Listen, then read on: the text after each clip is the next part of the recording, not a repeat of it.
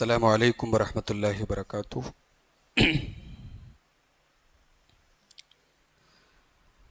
الحمد للہ رب العالمین والصلاة والسلام علی سید الانبیاء والمرسلین وعلی آلہ وصحبہ اجمعین، اما بعد۔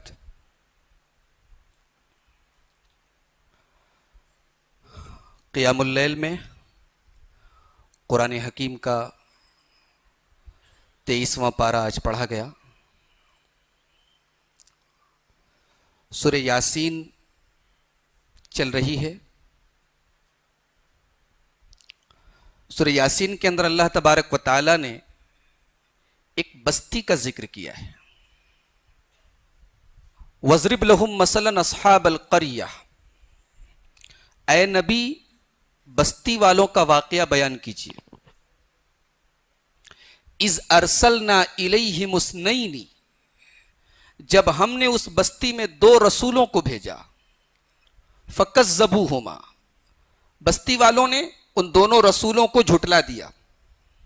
فَعَزَّزْنَا بِثَالِثٍ، ہم نے تیسرے رسول کو بھیجا۔ فَقَالُوا إِنَّا إِلَيْكُمْ مُرْسَلُونَ، اور ان تینوں رسولوں نے جا کے کہا کہ ہم لوگ اللہ کے رسول ہیں۔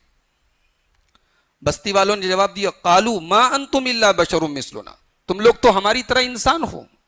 وَمَا أَنزَلَ اللَّهُ مِنْ شَيْءٍ، اللہ تعالیٰ نے کچھ بھی نازل نہیں کیا۔ إِنْ أَنْتُمْ إِلَّا تَكْذِبُونَ، تم لوگ جھوٹ بول رہے ہو۔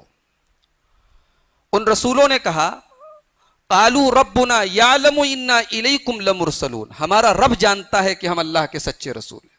وَمَا عَلَيْنَا إِلَّا الْبَلَاغُ الْمُبِينُ، اور ہمارا کام بس اللہ تعالیٰ کا پیغام پہنچا دینا ہے۔ بستی والوں نے کہا، اِنَّا تَطَيَّرْنَا بِكُمْ، تم لوگ منحوس ہو، جب سے آئے ہو ہم لوگوں کا نقصان ہو رہا ہے۔ لَإِن لَّمْ تَنْتَهُوا لَنَرْجُمَنَّكُمْ، اگر تم لوگ باز نہیں آئے تو ہم پتھروں سے مار مار کے تم لوگوں کو ختم کر دیں گے۔ او لَيَمَسَّنَّكُم مِّنَّا عَذَابٌ أَلِيمٌ، یا اور کوئی بری سزا دیں گے۔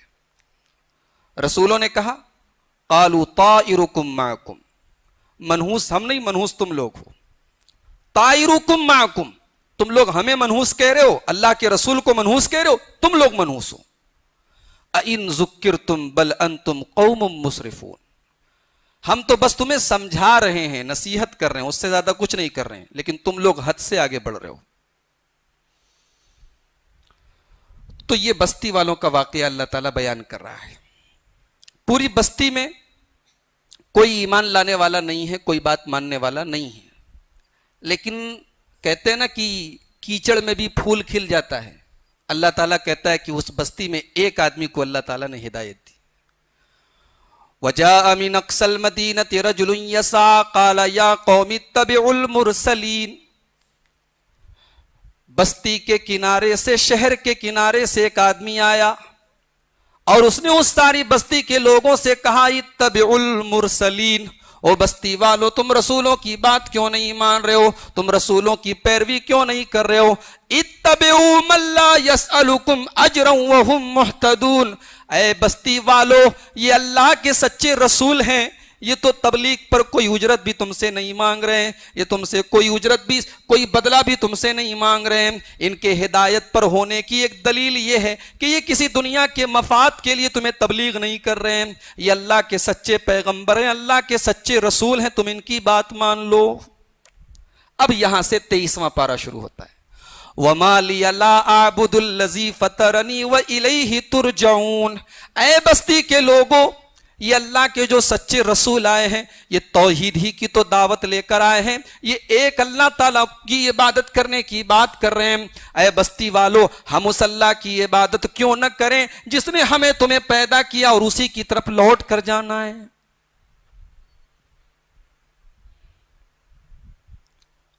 بستی والوں نے اس آدمی کی بات نہیں سنی اور اس کو قتل کر دیا، مار ڈالا۔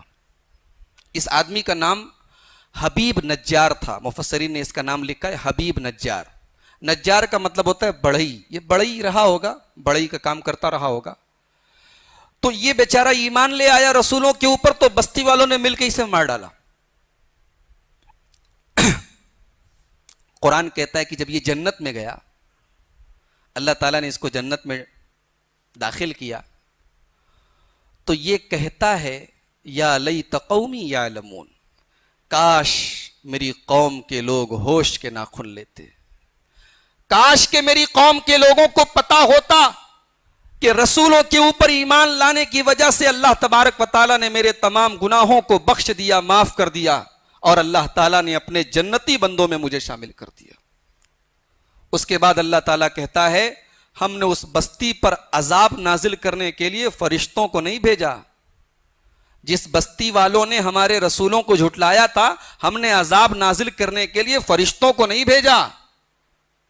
ان کانت الا صیحۃ واحدہ، بس آسمان سے ایک زور کی چیخ آئی، ایک زور کی آواز آئی، اور سارے کے سارے لوگوں کے کان کے پردے پھٹ گئے، اور سارے کے سارے لوگوں کا ہارٹ اٹیک ہوا، سب مر گئے۔ ایک آواز آئی، ان کانت الا صیحۃ واحدۃ، اللہ تعالیٰ کی طرف سے ایک آواز آئی، فاذا ہم خامدون، اور کل تک جو بہت چہک رہے تھے، بہت نبیوں اس کا مذاق اڑا رہے تھے، نبیوں کو منحوس کہہ رہے تھے، آج مرے پڑے ہیں، آج بجھے پڑے ہیں، کوئی پوچھنے والا نہیں۔ اس کے بعد اللہ تبارک و تعالیٰ اپنے بندوں پر افسوس کرتے ہوئے کہتا ہے یا حسرتن علی العباد، میرے بندو تمہارے اوپر افسوس ہے، ما یاتیہم من رسول الا کانوا بہ یستہزئون، جب بھی تمہارے پاس ہمارے رسول اللہ کی طرف سے ہمارے رسول تمہارے پاس آئے ہیں، اللہ کہہ رہا ہے کہ جب بھی ہمارے رسول تمہارے پاس آئے ہیں تم نے مذاق اڑایا ہے اور اس کے بعد انجام بھگتا ہے۔ ہائے میرے بندو تمہارے اوپر افسوس ہے، تمہاری عقل کے اوپر افسوس ہے، تم نے رسولوں کا مذاق اڑا کے اپنی ہلاکت کا گڈھا خود ہی کھودا ہے۔ اس کے بعد اللہ تبارک و تعالیٰ نے ایک عجیب بات کہی، 1400 سال پہلے ایسی بات کہی کہ سائنس نے جس کو آج پروف کیا ہے، وَآیَةٌ لَهُمُ اللَّیْلُ، میرے بندو تمہارے نصیحت حاصل کرنے کے لیے ایک بہت بڑی نشانی، رات کو ہم نے بنایا، رات کو پیدا کیا۔ رات کو کیسے بنایا؟ نَسْلُخُ مِنْهُ النَّهَارَ، ہم دن کی کھال کو کھینچ لیتے ہیں، جب دن کو کھینچتے ہیں، دن کو ہٹاتے ہیں تو رات آ جاتی ہے۔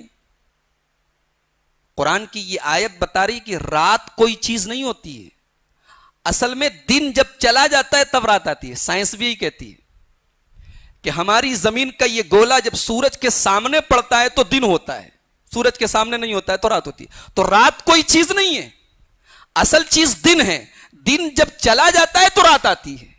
اسی بات کو اللہ تعالیٰ نے دوسرے مقام پر کہا کہ یطلبہ یغشی اللیل النہار، اللہ تعالیٰ رات کے ذریعے دن کو ڈھانپ دیتا ہے۔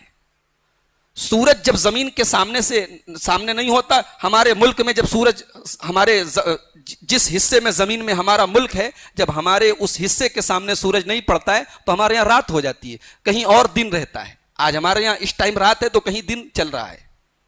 تو رات کوئی چیز نہیں ہے۔ قرآن حکیم کی یہ آیت بتا رہی ہے 2000 آج سے 1450 سال پہلے، جبکہ سائنس نے آج اس بات کو پروف کیا ہے۔ اور آپ کو ایک بات جان کر حیرت ہوگی کہ اللہ کے رسول صلی اللہ علیہ وسلم کے زمانے میں یہی تھیوری، یہی نظریہ تھا کہ زمین یہ پوری کائنات کے بیچ میں ہے، اور ساری جتنے پلینٹس ہیں، جتنے سیارے ہیں، سورج، چاند وغیرہ وغیرہ، یہ سارے کے سارے سیارے زمین کے ارد گرد چکر لگا رہے، اراؤنڈ دا ارتھ، زمین کے ارد گرد چکر لگا رہے۔ یہ اس نظریے کو کہتے ہیں geocentric theory, geocentric theory. اور یہ تھیوری 2000 سال حضرت عیسیٰ علیہ السلام کے پہلے سے لے کر کے 1600 عیسوی تک یہی تھیوری پوری دنیا میں جانی جاتی تھی، یہی لوگ مانتے تھے۔ مگر پورے قرآن میں کہیں پر بھی یہ بات نہیں کہی گئی ہے کہ سورج زمین کا چکر لگاتا ہے یا چاند زمین کا چکر لگاتا ہے۔ عجیب بات ہے، قرآن میں اللہ تعالیٰ نے بار بار آسمان کا ذکر کیا ہے، بار بار زمین کا ذکر کیا ہے، بار بار سورج کا ذکر کیا ہے، چاند کا ذکر کیا ہے، لیکن یہ جیو سینٹرک تھیوری جس کو آج سائنس نے غلط پروف کر دیا ہے، پورے قرآن میں کہیں پر بھی یہ تھیوری پیش نہیں کی گئی ہے۔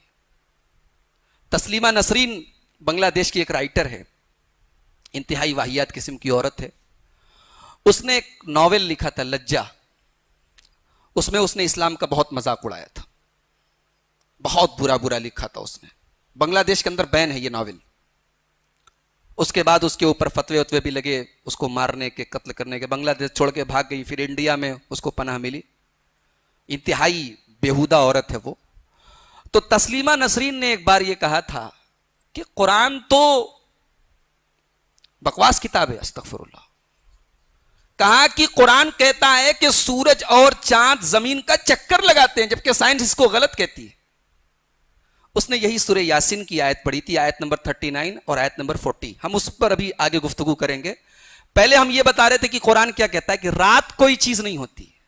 ہم دن کی جب کھال کھینچ لیتے, دن کو جب کھینچ لیتے ہیں, اور ایک جگہ اللہ تعالیٰ نے رات اور دن کو لپیٹنے سے تعبیر کی, جیسے پگڑی لپیٹی جاتی ہے نا, تو دیکھو رات کیسے آتی ہے. سورج جو ہے زمین کا چکر لگا رہا ہے. اب جہاں جہاں سورج سامنے زمین کے پڑ رہا ہے وہاں وہاں دن ہو رہا ہے, جہاں سے ہٹ رہا ہے وہاں رات آ رہی ہے. تو سورج ایسے چکر لگا رہا ہے جیسے کوئی چیز لپیٹی جا رہی ہے. یکور اللیل والنہار, اللہ تعالیٰ کہتا ہے ہم رات کو دن کے اوپر لپیٹتے ہیں. یہ اللہ تبارک و تعالیٰ کا کلام ہے. یہ ثبوت ہے کہ یہ اللہ کا کلام ہے. اس کے بعد ایک بہت پیاری دلیل دی گئی مرنے کے بعد دوبارہ زندہ ہونے کی. سبحان الذی خلق الازواج کلھا, بڑی پاک ہے وہ ذات جس نے تمام چیزوں کے جوڑے بنائے. سبحان الذی خلق الازواج کلھا ومما تنبت الارض, بڑی پاک ہے وہ ذات جس نے زمین سے پیدا ہونے والے پودوں کے, زمین سے پیدا ہونے والی نباتات کے بھی جوڑے بنائے. سائنس نے بہت بعد میں پروف کیا ہے کہ پیڑ پودوں کے اندر بھی جوڑے ہوتے ہیں. قرآن حکیم 1400 سال پہلے کہہ رہا ہے کہ ہر چیز کا جوڑا ہوتا ہے, ہر چیز کا جوڑا ہوتا ہے. یہاں تک کہ پیڑ پودے میں بھی جوڑا ہوتا ہے, یہاں تک کہ بے جان چیزوں میں بھی جوڑا ہوتا ہے. دن کا جوڑا رات ہے, سفید کا جوڑا کالا ہے, لمبے کا جوڑا ناٹا ہے. اللہ تعالیٰ یہ بات کہہ کے یہ پروف کر رہا ہے کہ جب ہر چیز کا جوڑا ہے تو دنیا کا بھی ایک جوڑا ہونا چاہیے. دنیا کا جوڑا آخرت ہے. آخرت کو پروف کیا جا رہا ہے. اچھا, بات کے شروع میں یہ کیوں کہا گیا سبحان الذی خلق الازواج, بڑی پاک ہے وہ ذات جس نے ہر چیز کا جوڑا بنایا. آیت کے شروع میں یہ کیوں کہا گیا کہ بڑی پاک ہے وہ ذات جس نے ہر چیز کا جوڑا بنایا؟ اس لیے کہ جب ہر چیز کا جوڑا بنایا تو ذہن میں ایک سوال پیدا ہو سکتا ہے کہ کیا اللہ کا بھی کوئی جوڑا ہے؟ تو سبحانہ کا لفظ استعمال کر کے بتا دیا کہ اللہ پاک ہے, اللہ کا کوئی جوڑا نہیں ہے. تو یہ آیت کریمہ موت کے بعد دوبارہ زندہ کیے جانے کی بھی ایک زبردست دلیل ہے, اور اللہ تبارک و تعالیٰ کی کوئی اولاد نہیں ہے, کوئی بیوی نہیں ہے, وہ ہر قسم کی ان تمام چیزوں سے پاک ہے, اس کے لیے بھی ایک دلیل ہے. اس کے بعد آیت نمبر 39 اور آیت نمبر 40, آیت نمبر 39 اور 40, جس کو تسلیمہ نسرین نے جس کو بنیاد بنا کے قرآن کا مذاق اڑایا تھا. وَالشَّمْسُ تَجْرِي لِمُسْتَقَرٍّ لَهَا ذَلِكَ تَقْدِيرُ الْعَزِيزِ الْعَلِيمِ, سورج اپنے راستے پر ہے اور یہ اللہ تبارک و تعالیٰ کا بنایا ہوا ہے. وَالْقَمَرَ قَدَّرْنَاهُ مَنَازِلَ حَتَّى عَادَ كَالْعُرْجُونِ الْقَدِيمِ, اور چاند کی ہم نے منزلیں بنائی ہیں. چاند کی منزلیں بنائی ہے. چاند 28 دنوں کی منزل طے کرتا ہے, 28 دنوں کے بعد غائب ہو جاتا ہے, پھر 1 تاریخ کو نکلتا ہے بالکل پتلا سا. حتی عاد کالعرجون القدیم, کیسا نکلتا ہے؟ جیسے سوکھی ہوئی پتلی سی ٹیڑھی سی پیڑ کی ٹہنی ہوتی ہے. کبھی دیکھیے آپ پہلی تاریخ کا چاند کیسا ہوتا ہے. اللہ تعالیٰ مثال بھی کتنی پیاری دے رہا ہے. کسی پیڑ کی سوکھی سی اور پتلی سی اور ٹیڑھی سی کوئی ٹہنی ہو, اس کو اللہ تعالیٰ نے کالعرجون القدیم اس کو مثال بنایا ہے. اس کے بعد فرمایا لَلشَّمْسُ يَنبَغِي لَهَا أَن تُدْرِكَ الْقَمَرَ وَلَا اللَّيْلُ سَابِقُ النَّهَارِ وَكُلٌّ فِي فَلَكٍ يَسْبَحُونَ, میرے بندو نہ تو رات دن کے پہلے آنے والی ہے نہ دن رات کے پہلے آنے والا ہے. ہر چیز کا اللہ تعالیٰ نے ایک سسٹم بنایا ہے, وہ سسٹم سے چل رہا ہے. نہ سورج چاند کو اوورٹیک کرنے والا ہے نہ چاند سورج کو اوورٹیک کرنے والا ہے.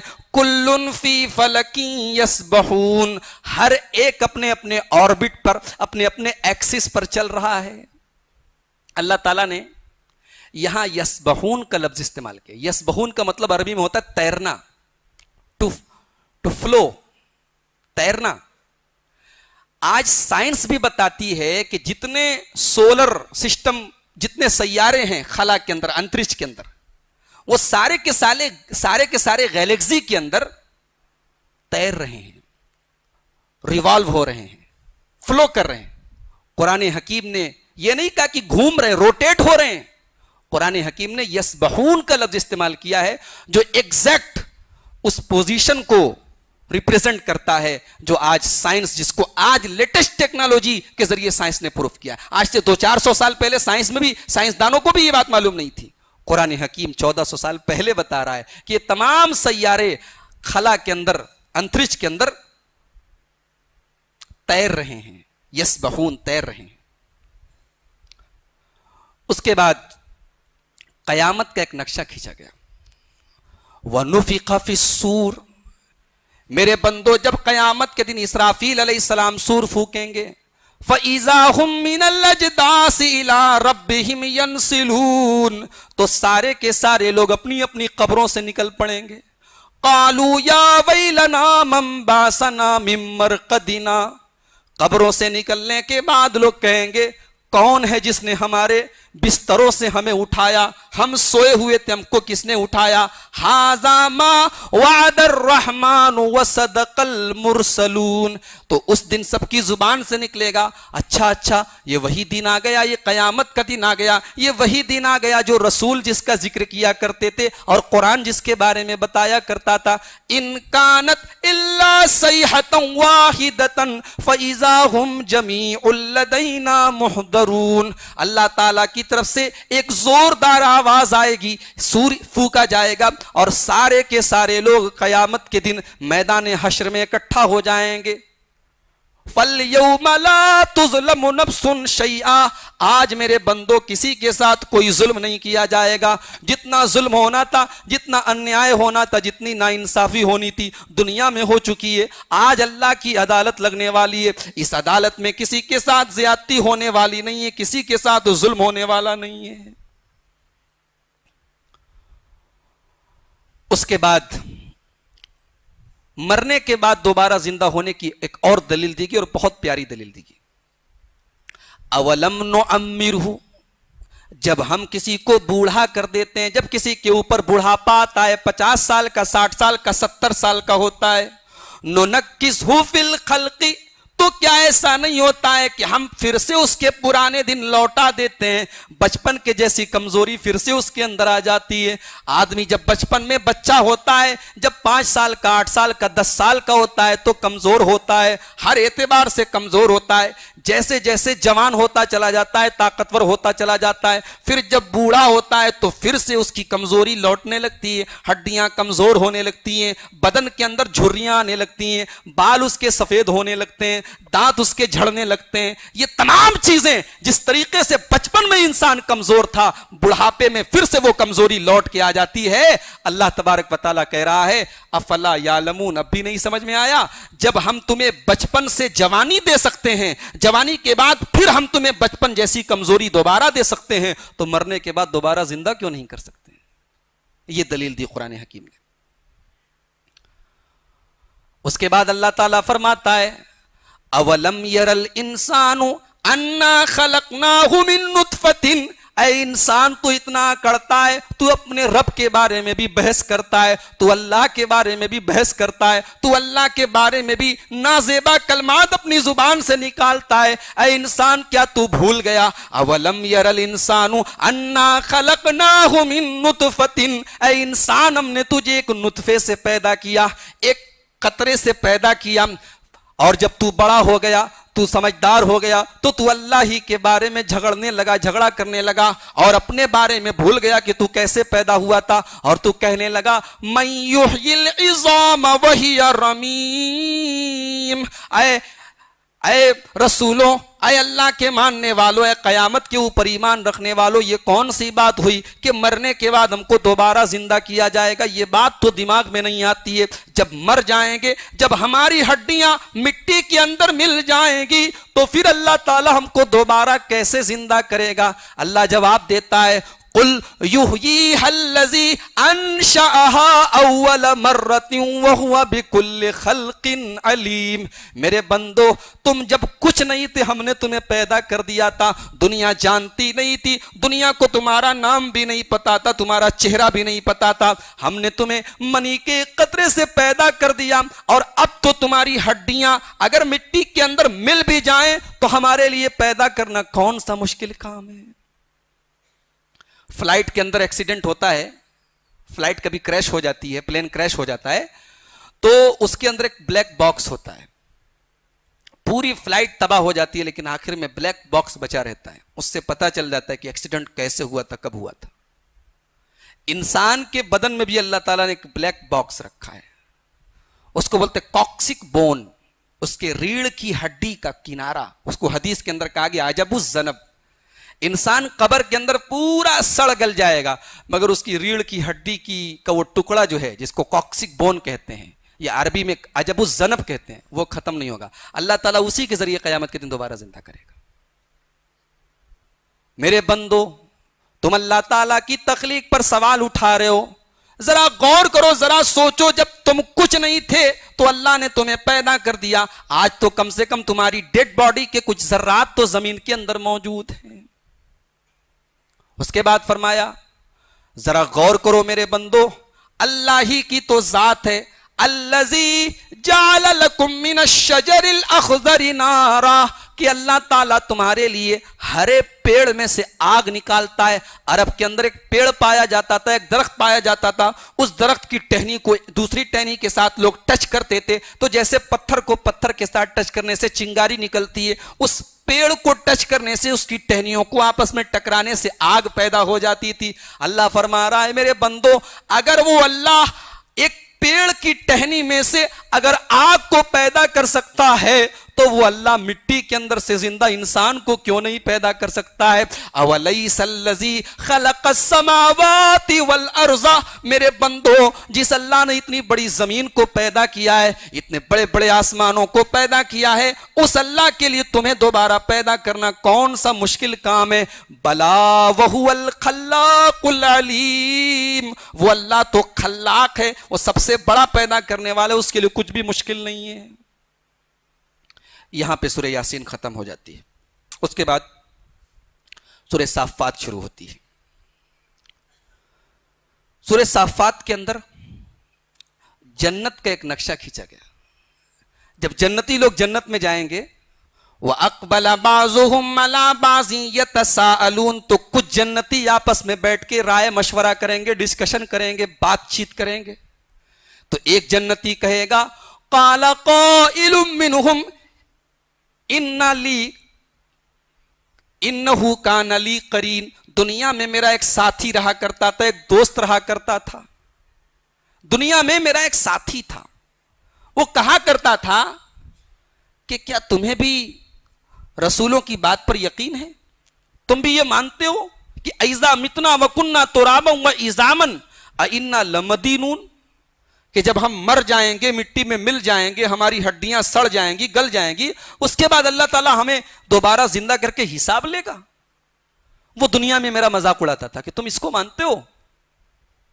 تو جنتیوں سے وہ کہے گا کیا ایسی کوئی صورت ہے کہ جہنمیوں کو ہم جھانک سکتے ہیں, دیکھ سکتے ہیں؟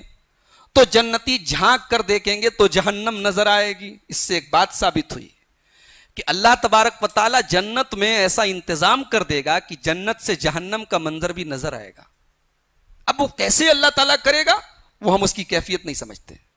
جیسے آج ہم لوگ یہاں بیٹھے ہوئے ہیں, دنیا میں کہیں بھی کچھ بھی ہو رہا ہے ہم ویڈیو کے ذریعے دیکھ سکتے ہیں. ہو سکتا ہے اللہ تعالیٰ ویسے ہی کوئی سین دکھا دے, منظر دکھا دے.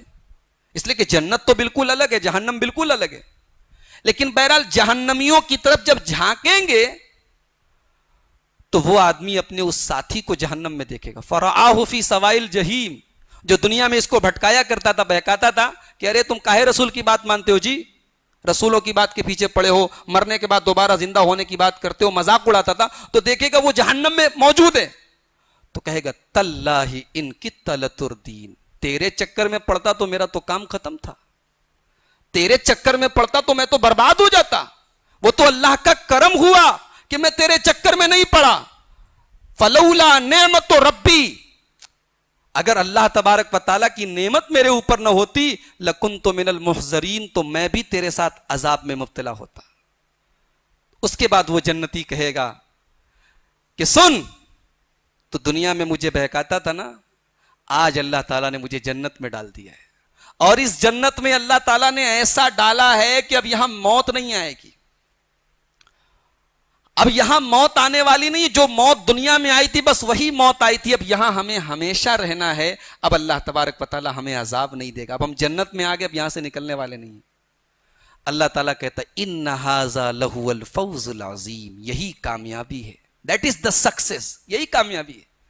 تم کامیابی کے پیچھے بھاگ رہے ہو، کوئی کیریئر بنا رہا ہے، کوئی فیوچر بنا رہا ہے، کوئی نوکری کے چکر میں لگا ہے، کوئی شادی کے چکر میں لگا ہے، اللہ کہہ رہا ہے ان ھذا لہو الفوز العظیم، میرے بندو کامیابی یہ ہے، لمثل ھذا فلیعمل العاملون، اگر محنت کرنا ہے، کوشش کرنا ہے، دوڑ دھوپ کرنا ہے، اسٹرگل کرنا ہے، جد و جہد کرنا ہے، تو میرے بندو اس کامیابی کو حاصل کرنے کے لیے کرو۔ اس کے بعد حضرت ابراہیم علیہ السلام کا واقعہ بیان کیا گیا ہے۔ ابراہیم علیہ السلام کو جب ان کی قوم نے آگ میں ڈال دیا تو اللہ تعالیٰ نے ان کو بچا لیا، ان کو یہ سمجھ میں آ گیا کہ میری قوم کے لوگ میرے اوپر ایمان نہیں لائیں گے، تو اپنی قوم کو چھوڑ کے، اپنی بستی کو چھوڑ کے کہاں رہتے تھے ابراہیم علیہ السلام؟ عراق میں رہتے تھے۔ عراق میں بابل ایک شہر ہے، وہاں رہتے تھے، تو عراق سے مائگریٹ کر کے، ہجرت کر کے کہاں چلے گئے؟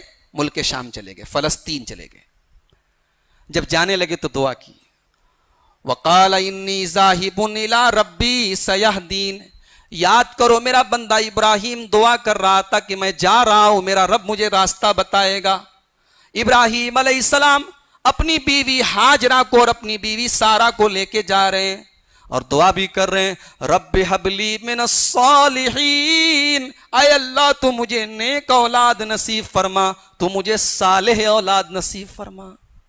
او اولاد سے محروم میرے پیارے بھائیوں، جن کو اللہ تعالیٰ نے اولاد سے محروم رکھا ہے، اولاد کے سکھ سے وہ محروم ہیں، ان کے آنگن میں بچوں کی کلکاریاں نہیں گونج رہی ہیں، ذرا ابراہیم علیہ السلام کی اس دعا کو تم بھی آزما کے دیکھو، یہ ابراہیم کی دعا ہے، اور ذرا اس دعا کے الفاظ کے اوپر تو غور کرو۔ ابراہیم علیہ السلام اپنے رب سے یہ نہیں کہہ رہے ہیں کہ اے اللہ تو مجھے اولاد دے دے، بلکہ یہ کہہ رہے ہیں کہ نیک اولاد دے دے، صالح اولاد دے دے۔ اللہ تعالیٰ نے اپنے خلیل کی دعا کو بہت لیٹ میں سنا، لیکن سنا۔ اللہ تعالیٰ کبھی کبھی دعاؤں کو دیر سے سنتا ہے، لیکن سنتا ضرور ہے، کبھی اس کی رحمت سے مایوس نہ ہونا۔ اللہ نے اپنے خلیل کو 85 سال کی عمر میں اولاد دی، اور کیسی اولاد دی؟ اللہ کہتا ہے فَبَشَّرْنَاهُ بِغُلَامٍ حَلِيمٍ، ہم نے ابراہیم کو ایک ایسا بیٹا دیا جو بہت سمجھدار تھا، بہت جینیس تھا اور بہت سیریس تھا۔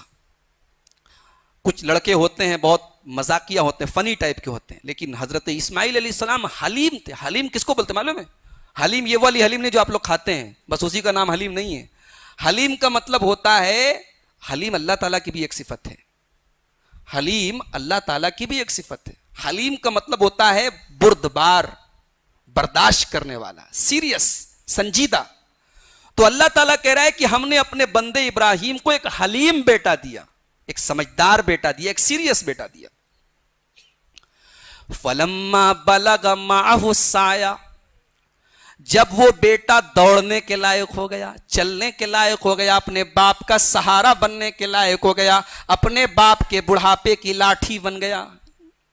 یہاں پہ ایک غور کرنے والی چیز ہے، اللہ نے یہ نہیں کہا کہ جب اسماعیل بڑا ہو گیا، اللہ نے کہا کہ جب اسماعیل اپنے باپ کے ساتھ دوڑنے کے لائق ہو، فلما بلغ معہ السعی، اپنے باپ کے ساتھ چلنے کے لائق ہو گیا۔ پتہ یہ چلا کہ باپ کو اولاد کے ساتھ رہنا چاہیے، اولاد کے لیے ٹائم دینا چاہیے۔ ہم لوگ شکایت کرتے کہ ہمارے بچے بگڑ رہے، ہمارے بچے، اولاد کے لیے ٹائم کتنا دے رہے ہم لوگ؟ اولاد کی کیا پرابلمز ہیں، کیا ٹینشنز ہیں، کیا مسائل ہیں، باپ کے پاس ٹائم ہی نہیں ہے۔ باپ اپنی زندگی میں مست ہے، بیٹا اپنی زندگی میں مست ہے۔ اسماعیل کے جیسا بیٹا چاہیے تو ابراہیم بن کے دکھاؤ۔ باپ بیٹے کو ٹائم دے، بیٹے کو وقت دے، بیٹے کے لیے قربانیاں دے، تب اسماعیل کے جیسا بیٹا پیدا ہوتا ہے۔ میرے پیارے بھائی، قرآن نے یہ نہیں کہا کہ اسماعیل بڑا ہو گیا، کہا جب اپنے باپ کے ساتھ چلنے کے لائق ہو گیا۔ اس سے یہ ثابت ہوتا ہے کہ باپ کو اپنی اولاد کے لیے ٹائم دینا چاہیے، اس کے ساتھ ٹائم اسپینڈ کرنا چاہیے، اس کے ساتھ وقت گزارنا چاہیے۔ ہم بڑے بزی ہو چکے ہیں میرے پیارے بھائیوں، ہمارے پاس اپنی بیوی کے لیے ٹائم نہیں، اپنے بچوں کے لیے ٹائم نہیں۔ میں کہتا ہوں ایسا کاروبار کس کام کا، ایسا پیسہ، ایسی دولت، ایسی نوکری، ایسی جاب، ایسا فیوچر کس کام کا کہ اپنے بیوی اور بچوں کو ہم ٹائم نہ دے سکیں۔ تو ابراہیم علیہ السلام کے ساتھ چلنے کے لائق ہو گیا، جوان ہو گیا بیٹا۔ اللہ کیسا امتحان لیتا ہے اپنے خلیل کا۔ ایک تو اولاد نہیں تھی، اور اتنی مشکل سے اتنی دعاؤں کے بعد ملی ہے اولاد، اور وہ اولاد جوان ہوئی ہے۔ تو ابراہیم علیہ السلام ایک دن خواب دیکھتے ہیں، سپنا دیکھتے ہیں، رات میں سوتے ہیں تو خواب دیکھتے ہیں۔ کیا خواب دیکھتے ہیں؟ کہ اپنے ہی ہاتھوں سے اپنے بیٹے کی گردن پہ چھری چلا رہا ہوں۔ نبی تھے اللہ کے، اور نبی کو پتا ہوتا ہے کہ میں جو خواب دیکھ رہا ہوں وہ اللہ تعالیٰ کی طرف سے سچا ہوتا ہے۔ میں اپنے بیٹے کو خواب میں ذبح کر رہا ہوں، اس کا مطلب کہ اللہ تعالیٰ کی طرف سے سگنل دیا جا رہا ہے، اشارہ دیا جا رہا ہے کہ اپنے بیٹے کو ذبح کر دیں۔ اچھا، اللہ تعالیٰ ڈائریکٹ بھی تو کہہ سکتا تھا کہ تم اپنے بیٹے کو ذبح کر دو۔ اللہ تعالیٰ اپنے نبی کا امتحان لینا چاہتا تھا۔ ڈائریکٹ کہہ دیتا تب تو پتہ ہی چل جاتا کہ یہ اللہ کا آرڈر ہے۔ اللہ نے خواب کے ذریعے دکھایا تاکہ اگر ابراہیم کے دل کے کسی کونے میں ذرا سی بھی اللہ تعالیٰ کے فیصلے کے آگے کنفیوژن کی کوئی حالت ہوگی، چوں چرا اگر مگر، ایسے ہم لوگ ہیں، ہم لوگ راستہ نکالنے کی کوشش کرتے ہیں نا، ہر چیز میں راستہ نکالنے کی کوشش کرتے ہیں۔ نماز معاف ہو جائے، روزہ معاف ہو جائے، زکوٰۃ نہ دینی پڑے، لیکن جو اللہ کا نیک بندہ ہوتا ہے وہ شارٹ کٹ نہیں نکالتا ہے، وہ جو حکم ملتا ہے اس کو پورا کرنے کی کوشش کرتا ہے۔ ابراہیم علیہ السلام نے 3 دن خواب دیکھا، اتنا دردناک خواب دیکھا کہ چھری ہاتھ میں لے کر اپنے جوان بیٹے، اپنے بڑھاپے کے سارے اپنی آنکھوں کے تارے اسماعیل کو ذبح کر رہے ہیں، اسماعیل کی گردن پہ چھری چلا رہے ہیں۔ سمجھ گئے کہ اللہ تعالیٰ نے اپنے خلیل کا ایک اور امتحان لیا ہے۔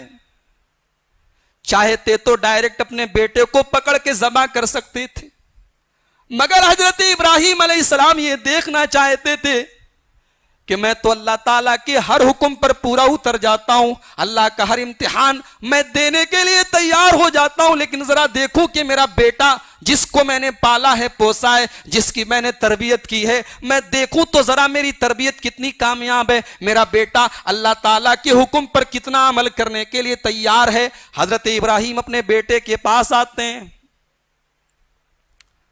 اور بیٹے سے کیا کہتے ہیں ذرا سنیے۔ یا بنیا، اے میرے بچے، انی ارا فی المنام، میں نے خواب میں دیکھا ہے۔ یہ نہیں کہا کہ اللہ کا حکم ہے، یہ نہیں کہا کہ اللہ کا امتحان ہے، یہ نہیں کہا، صاف صاف کہہ دیا جو بات تھی۔ اے بچے، میں نے خواب میں دیکھا ہے انی اذبحک، کہ چھری میرے ہاتھ میں، گردن تیری ہے، میں تجھے ذبح کر رہا ہوں، میں تیری گردن پر چھری چلا رہا ہوں۔ فانظر ماذا ترى، اب میرے بچے، اب تو بتا کہ تیری کیا رائے ہے، تو کیا کہتا ہے، تیرا اوپینین کیا ہے، تیرا خیال کیا ہے، مجھے کیا کرنا چاہیے۔ آج کا بیٹا ہوتا تو کہتا کہ آپ سٹیا گئے کیا، آپ نے خواب دیکھا ہے، کچھ بھی خواب دیکھیں گے اور آپ آ کے مجھ سے رائے پوچھیں گے کہ میں نے کیا خواب دیکھا ہے۔ یعنی امیجن کیجئے، تصور کیجئے، کوئی مذاق ہے، باپ اپنے بیٹے کی گردن پہ چھری چلائے۔ آپ لوگوں نے بکرے پر چھری چلائی ہوگی، اچھا بکرا وغیرہ بھی اگر پال لو، پرورش کر لو، 1 سال گھر میں رکھ لو، تو اس کی گردن پر بھی چھری چلاتے ہوئے تکلیف ہوتی ہے۔ ہم لوگوں نے ایک مرتبہ اپنے گھر میں ایک بکری پالی تھی، تو جب قربانی کا ٹائم آیا تو گھر میں کوئی تیار ہی نہیں ہو رہا تھا کہ اس کی قربانی ہوگی۔ بولے اس کی قربانی ہوگی تو ہم لوگ گوشت نہیں کھائیں گے۔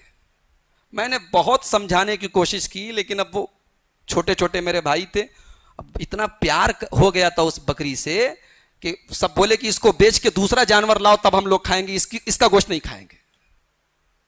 یعنی ایک جانور کو آدمی پالتا ہے تو اس کی گردن پر بھی چھری چلاتے ہوئے ایک بار آدمی کو تکلیف ہوتی ہے۔ ایک باپ اپنے بیٹے کو ذبح کر دے، کیسا منظر رہا ہوگا، مطلب تصور نہیں کیا جا سکتا۔ لیکن بیٹا بھی ابراہیم کا بیٹا ہے. کیا مجال ہے کہ کوئی سوال اٹھایا ہو؟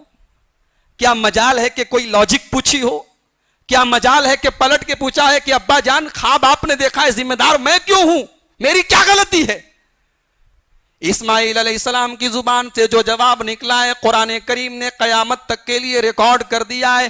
یا ابت افعل ما تؤمر ستجدنی انشاء اللہ من الصابرین. اے ابا جان جو حکم آپ کو ملا ہے، یعنی بچہ بھی سمجھ گیا کہ میرا باپ اللہ کا نبی ہے، اور میرے باپ کے خواب میں اگر یہ دکھایا جا رہا ہے تو اللہ کا حکم ہے، اللہ کا امتحان ہے. کہتا ہے اسماعیل کہتے ہیں اے ابا جان آپ کو جو حکم دیا گیا ہے آپ پورا کر دیجئے، پورا کر دیجئے. اور آگے یہ بھی کہہ رہے ہیں کہ اے ابا جان یہ مت سمجھیے کہ میں اگر تیار ہو رہا ہوں قربانی اپنی دینے کے لیے تو میں کوئی بہت نیا کارنامہ دے رہا ہوں. ستجدنی انشاءاللہ. ذرا اسماعیل علیہ السلام کے جواب پر غور کرو میرے نوجوان ساتھیوں. اسماعیل علیہ السلام کہہ رہے کہ ابا جان اگر اللہ تعالیٰ نے یہ حکم دے دیا ہے تو آپ پورا کر ڈالیے. ستجدنی انشاءاللہ من الصابرین. اے ابا جان اگر اللہ نے چاہا، یعنی اپنے اوپر نہیں ڈالا کہ میرا کوئی کمال ہے، نہیں یہ میرا کمال نہیں ہے، اگر اللہ نے چاہا تو آپ مجھے صبر کرنے والوں میں سے پائیں گے.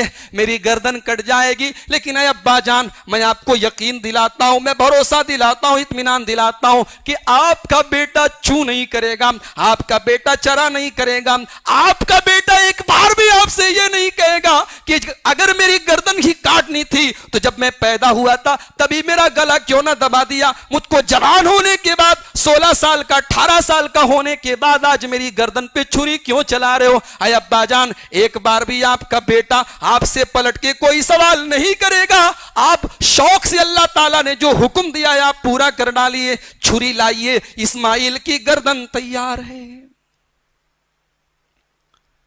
حفیظ جالندھری نے بڑی سچی بات کہی تھی. یہ فیضان کرم تھا یا کہ مکتب کی کرامت تھی؟ سکھائے کس نے اسماعیل کو آداب فرزندی؟ میری ماں بہنوں کبھی آپ نے اس پر غور کیا ہے؟ اسماعیل کی پرورش میں ابراہیم علیہ السلام سے زیادہ حضرت ہاجرہ کا رول ہے. اسماعیل تو چھوٹے سے تھے، دودھ پیتے بچے تھے، باپ چھوڑ کے چلے گئے تھے. ان کو پالنے والی، زمزم کے پانی سے ان کی پرورش کرنے والی، ان کی شادی کرنے والی، ان کی پوری دیکھ بھال کرنے والی ان کی ماں ہے. حفیظ جالندھری جیسا شاعر کہہ رہا ہے کہ یہ فیضان کرم تھا یا کہ مکتب کی کرامت تھی. اسماعیل نے کون سے مدرسے میں پڑھا تھا، کون سے مکتب میں پڑھا تھا، کون سی یونیورسٹی کی ڈگری حاصل کی تھی؟ اتنا بہترین جواب اور اللہ کے امتحان پر تیار ہونے کا اتنا بڑا جذبہ ان کے دل میں کیسے پیدا ہوا؟ اچھا یہ نہیں کہا کہ آپ مجھے صبر کرنے والا پائیں گے، میں کوئی اکلوتا نہیں ہوں، آپ مجھے صبر کرنے والوں میں سے پائیں گے. ابا جان بہت لوگوں نے صبر کیا ہے اللہ کے حکم کے آگے، میں بھی صبر کرنے کے لیے تیار ہوں. قرآن کہتا ہے فلما اسلما، جب دونوں باپ بیٹے اللہ کے حکم پر تیار ہو گئے، ابراہیم علیہ السلام بھی تیار ہو گئے اپنے بیٹے کی قربانی دینے کے لیے، بیٹا بھی تیار ہو گیا اپنی جان کو اللہ کی راہ میں کٹانے کے لیے. فلما اسلما، جب دونوں باپ بیٹے اسلام لے آئے، جب دونوں باپ بیٹے مسلمان ہو گئے، وَتَلَّهُ لِلْجَبِينِ، اور باپ نے بیٹے کو کروٹ کے بل لٹایا. عام طور سے ہم لوگ ترجمہ کرتے ہیں ماتھے کے بل لٹایا، اور اس کی وجہ یہ بیان کی جاتی ہے کہ ماتھے کے بل اس لیے لٹایا تاکہ باپ اور بیٹے کی آنکھوں کا انٹریکشن نہ ہو، باپ اور بیٹے کی آنکھیں آپس میں ٹکرائیں نہ. لیکن عربی زبان میں جبین ماتھے کو نہیں بولتے ہیں، ماتھے کے لیے عربی زبان میں جبہہ کا لفظ آتا ہے. جبین اردو میں ماتھے کو بولتے ہیں، عربی میں جبین کہتے ہیں پہلو کو. ہم لوگ اپنے جانوروں کی قربانی کرتے ہیں تو کروٹ کے بل لٹاتے ہیں، پہلو کے بل. اسماعیل کو بھی اللہ حضرت ابراہیم نے کروٹ کے بل لٹایا تھا.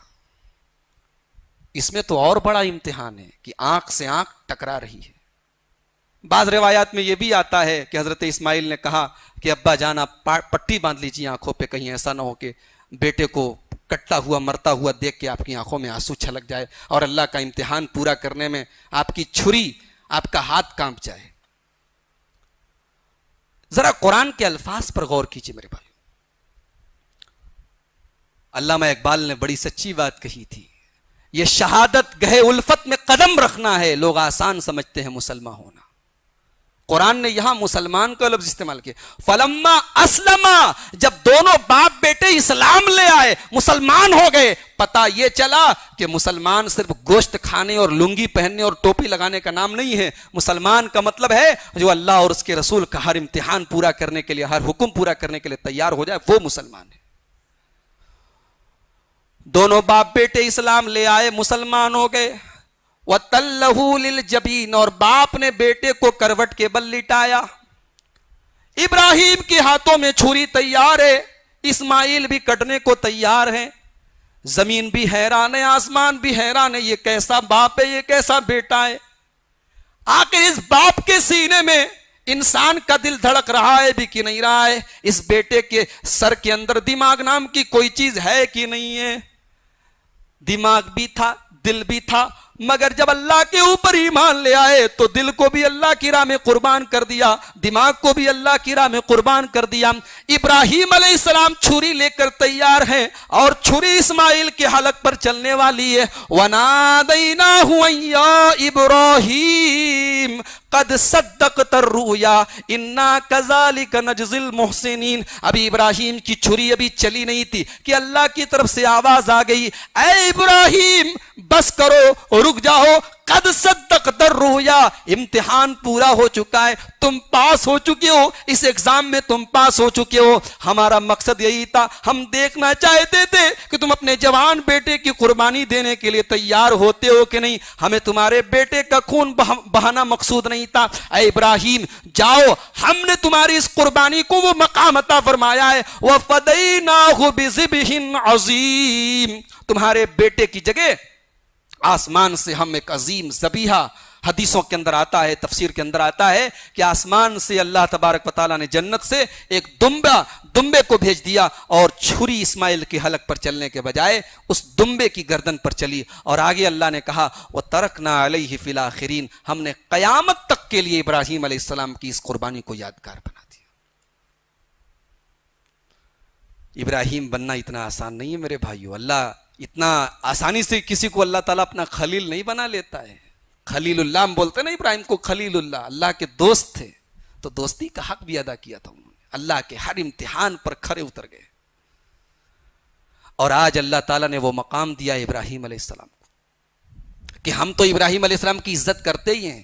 عیسائی مذہب کے ماننے والے بھی ان کو اپنا باپ مانتے ہیں, یہودی مذہب کے ماننے والے بھی ان کو اپنا باپ مانتے ہیں. یعنی پوری دنیا کی 2/3 آبادی, 2/3 آبادی, کروڑوں اربوں لوگ آج اس انسان کی عزت کرتے ہیں, اس کا نام عزت سے لیتے ہیں. یہ مقام اللہ تعالیٰ نے ابراہیم علیہ السلام کو دیا ہے. آج پوری دنیا کے کروڑوں اربوں مسلمان جس خانے کعبہ کا طواف کر کے حج مکمل کرتے ہیں, عمرہ مکمل کرتے ہیں, اس خانے کعبہ کی تعمیر کرنے والے ابراہیم علیہ السلام ہیں. آج پوری دنیا کے حاجی اور عمرہ کرنے والے جس صفا اور جس مروہ پر دوڑ کے سعی کرتے ہیں, وہ صفا اور مروہ حضرت ہاجرہ کی یادگار ہیں. اور جس زمزم کے پانی کو آج ہم پیتے ہیں اور جس کے بارے میں اللہ کے نبی نے فرمایا کہ زمزم کا پانی جس مقصد سے پیا جائے اللہ وہ مقصد پورا کرتا ہے, وہ زمزم کا پانی اسماعیل جب بھوکے تڑپ رہے تھے تب اللہ نے زمین سے اس کا چشمہ نکالا تھا. اس کے بعد حضرت یونس علیہ السلام کا واقعہ بیان کیا گیا ہے. وَإِنَّ يُونُسَ لَمِنَ الْمُرْسَلِينَ, اور یاد کرو ہمارے بندے یونس کو, وہ بھی اللہ کے سچے رسول تھے. اِذْ أَبَقَ إِلَى الْفُلْكِ الْمَشْحُونِ, جب حضرت یونس علیہ السلام اپنی قوم سے ناراض ہو کے بستی کے باہر اللہ تعالیٰ کی اجازت کے بغیر نکل پڑے اور ایک کشتی میں سوار ہو گئے. کشتی مسافروں سے بھری ہوئی تھی. کشتی جب دریا کے بیچ میں پہنچتی ہے تو دریا کے اندر طوفان آ جاتا ہے, کشتی ڈوبنے کی کگار پر پہنچ جاتی ہے. کشتی کے لوگ یہ فیصلہ کرتے ہیں کہ کشتی میں سے ایک آدمی کو ڈالنا پڑے گا, پانی کے اندر پھینکنا پڑے گا. فَسَاهَمَ فَكَانَ مِنَ الْمُدْحَضِينَ, کشتی کے لوگ آپس میں نام لکھ کے ڈرا کرتے ہیں. نام لکھ کے سارے جتنے مسافر ہیں سب کا نام لکھ کے ڈرا کرتے ہیں, پرچی میں نام لکھ کے ڈالتے ہیں, تو نام انہی کا نکلتا ہے, حضرت یونس علیہ السلام کا. قرآن کہتا ہے لوگوں نے ان کو پانی کے اندر ڈال دیا, فَالْتَقَمَهُ الْحُوتُ, اور مچھلی نے ان کو نگل لیا. حضرت یونس علیہ السلام سمجھ گئے کہ میں نے اللہ تعالیٰ کی نافرمانی کی ہے, اس کی اجازت کے بغیر میں اپنی بستی چھوڑ کے چلا آیا, یہ اسی کی سزا ملی ہے. مچھلی کے پیٹ میں پہنچ گئے.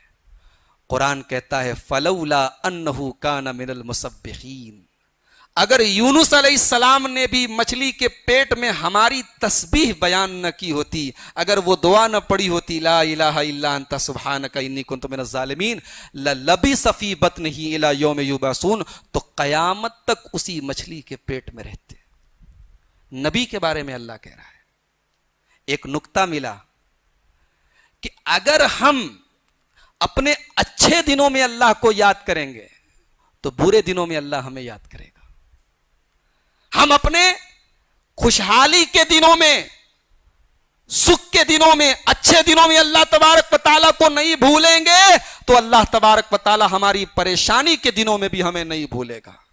ورنہ مرنے کے ٹائم تو فرعون بھی ایمان لے آیا تھا. ایمان لایا تھا کہ نہیں لایا تھا؟ فرعون ڈوب رہا تھا تو کہہ رہا تھا آمن تو اے اللہ میں ایمان لے آیا. اللہ نے کہا آل آنا, اب آنکھ کھلی ہے, وقد عصیت قبل, اب تک سوئے تھے.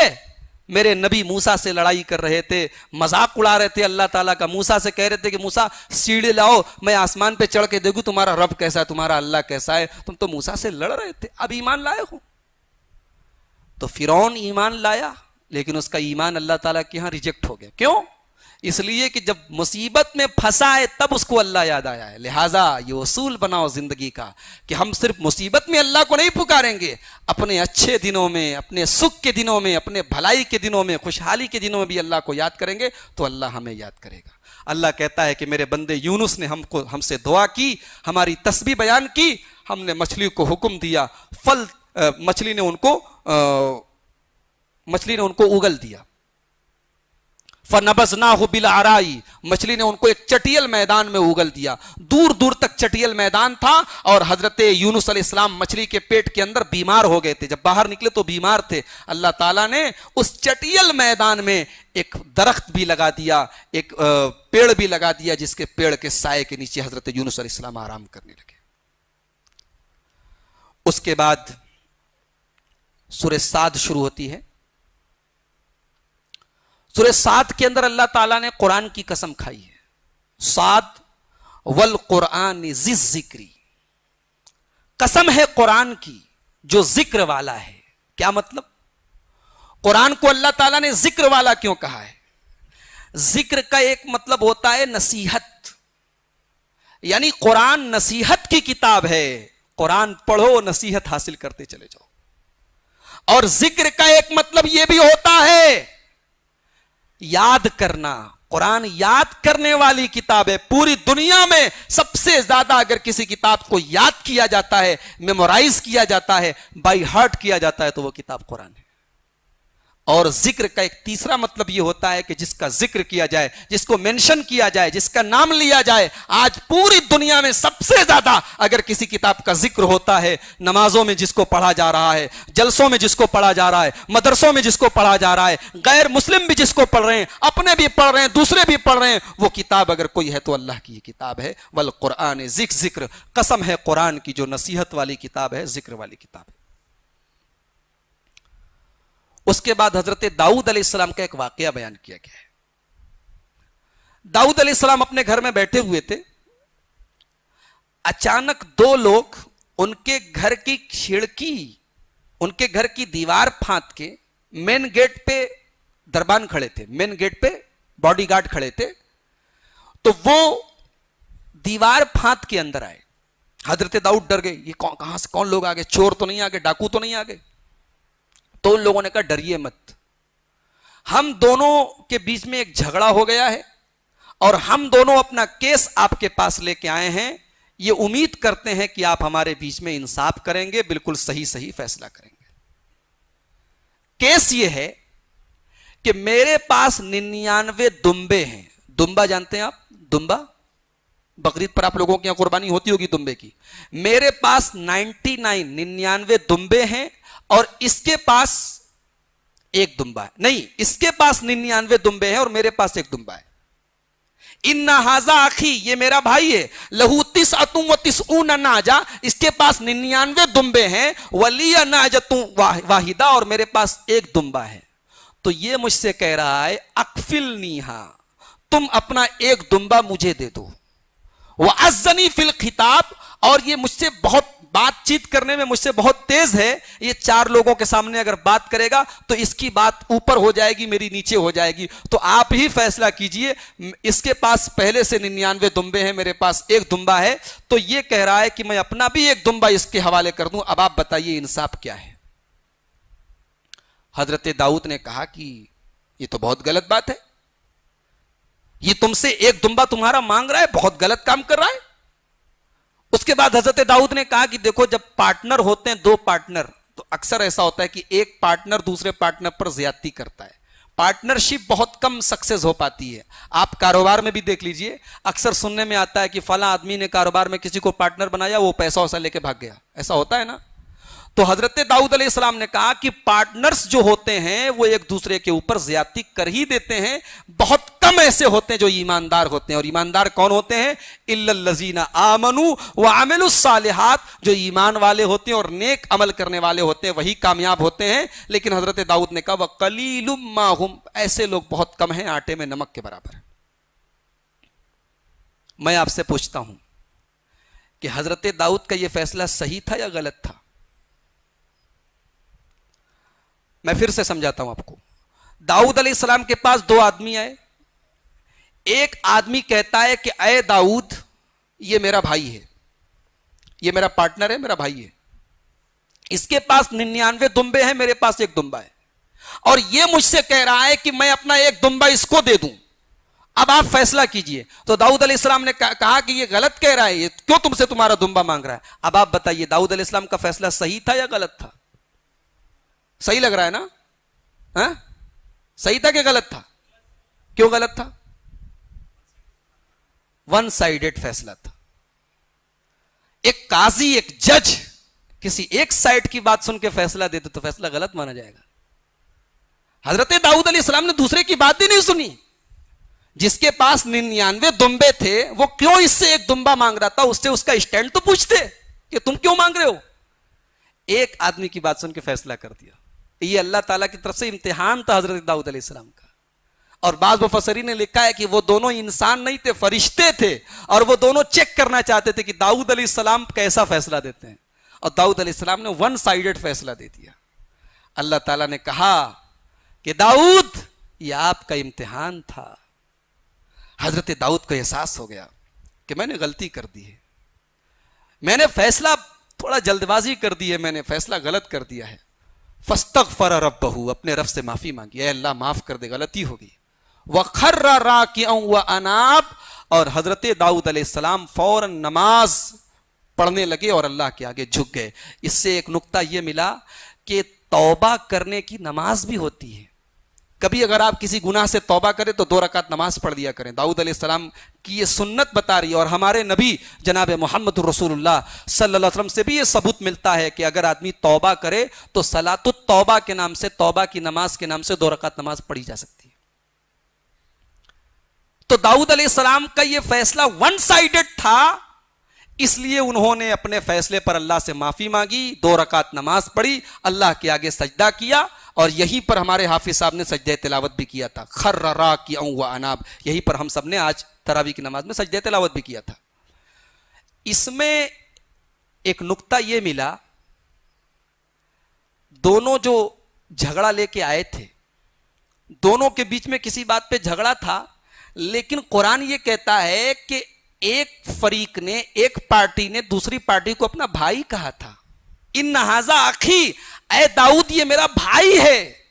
इससे एक नुक्ता यह मिला कि मुसलमानों के बीच में अगर आपस में झगड़ा हो जाए तो झगड़े की वजह से भाईचारा खत्म नहीं होना चाहिए। جھگڑا ہے دونوں کے بیچ میں, کیس لے کے آئے ہیں حضرت داؤد کے پاس, لیکن بھائی کہہ رہے ہیں. اس کا مطلب یہ ہوا کہ ایمان کا جو رشتہ ہے, بھائی چارے کا جو رشتہ ہے, اس کے اوپر آنچ نہیں آنی چاہیے. اگر کوئی پرسنل میٹر ہے, کوئی جھگڑا ہو بھی گیا ہے, اس کو سلجھا لینا چاہیے, لیکن بھائی چارہ کبھی ختم نہیں کرنا چاہیے. ایک نقطہ تو یہ ملا. اور دوسرا نقطہ یہ ملا کہ کبھی اگر غلطی ہو جائے تو اللہ تعالیٰ سے توبہ کرنی چاہیے, اور توبہ کی 2 رکعت نماز پڑھ لینی چاہیے. حضرت داؤد نے نماز پڑھی, اللہ کہتا ہے فغفرنا لہو ذالکا, ہم نے اپنے بندے داؤد کی توبہ کو قبول کر لیا, اور داؤد کا مقام ہمارے یہاں بہت اونچا ہے. اس کے بعد اللہ تعالیٰ نے قرآن مجید کے 3 بنیادی مقصد بتائے. قرآن کیوں اترا ہے دنیا میں؟ 3 مقصد ہے. قرآن کے 3 مقصد ہیں. قرآن 3 چیزوں کے لیے دنیا میں آیا ہے. وَهَذَا كِتَابٌ أَنزَلْنَاهُ إِلَيْكَ مُبَارَكٌ, اے میرے نبی یہ کتاب جو ہم نے آپ کے اوپر نازل کی ہے یہ برکت والی کتاب ہے. یہ قرآن کا پہلا مقصد ہے. قرآن برکت والی کتاب ہے. گھر میں پڑھو شیطان بھاگ جائے, بیماری میں پڑھو علاج ہو جائے, جنات کسی کے اوپر سوارے پڑھ دو جنات بھاگ جائے. قرآن کے اندر شفا ہے, قرآن کے اندر برکت ہے. تو یہ قرآن کا ایک مقصد ہے, برکت والی کتاب ہے. دوسرا مقصد لِيَدَّبَّرُوا آیَاتِهِ, قرآن مجید کا دوسرا مقصد یہ کہ اس کی آیتوں کے اندر غور کیا جائے, تدبر کیا جائے, اس کو پڑھا جائے تو غور کیا جائے کہ آخر اللہ تعالیٰ کیا کہہ رہا ہے, کیا فرما رہا ہے, اپنے بندوں کو کون سا میسج دے رہا ہے.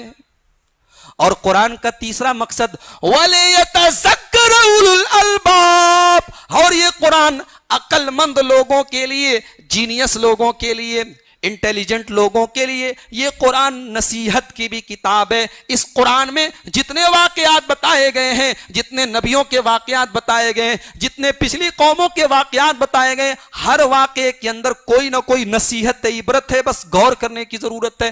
قرآن نصیحت کی بھی کتاب ہے.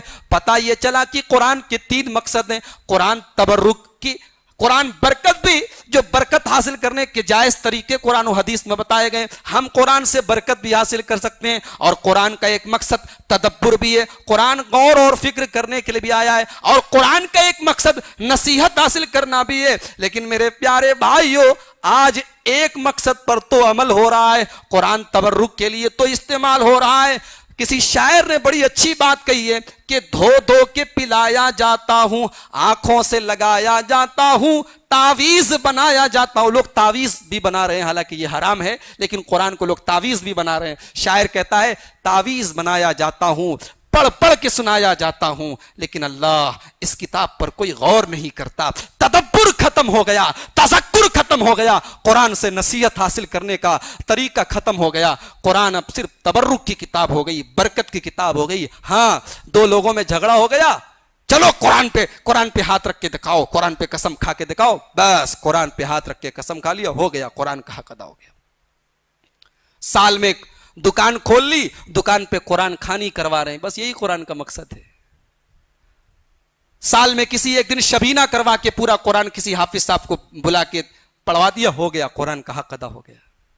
میرے بھائیوں, قرآن کا جو بنیادی مقصد ہے تدبر اور تذکر, قرآن غور کرنے والی کتاب ہے, اور قرآن نصیحت حاصل کرنے کے لیے اترا ہے.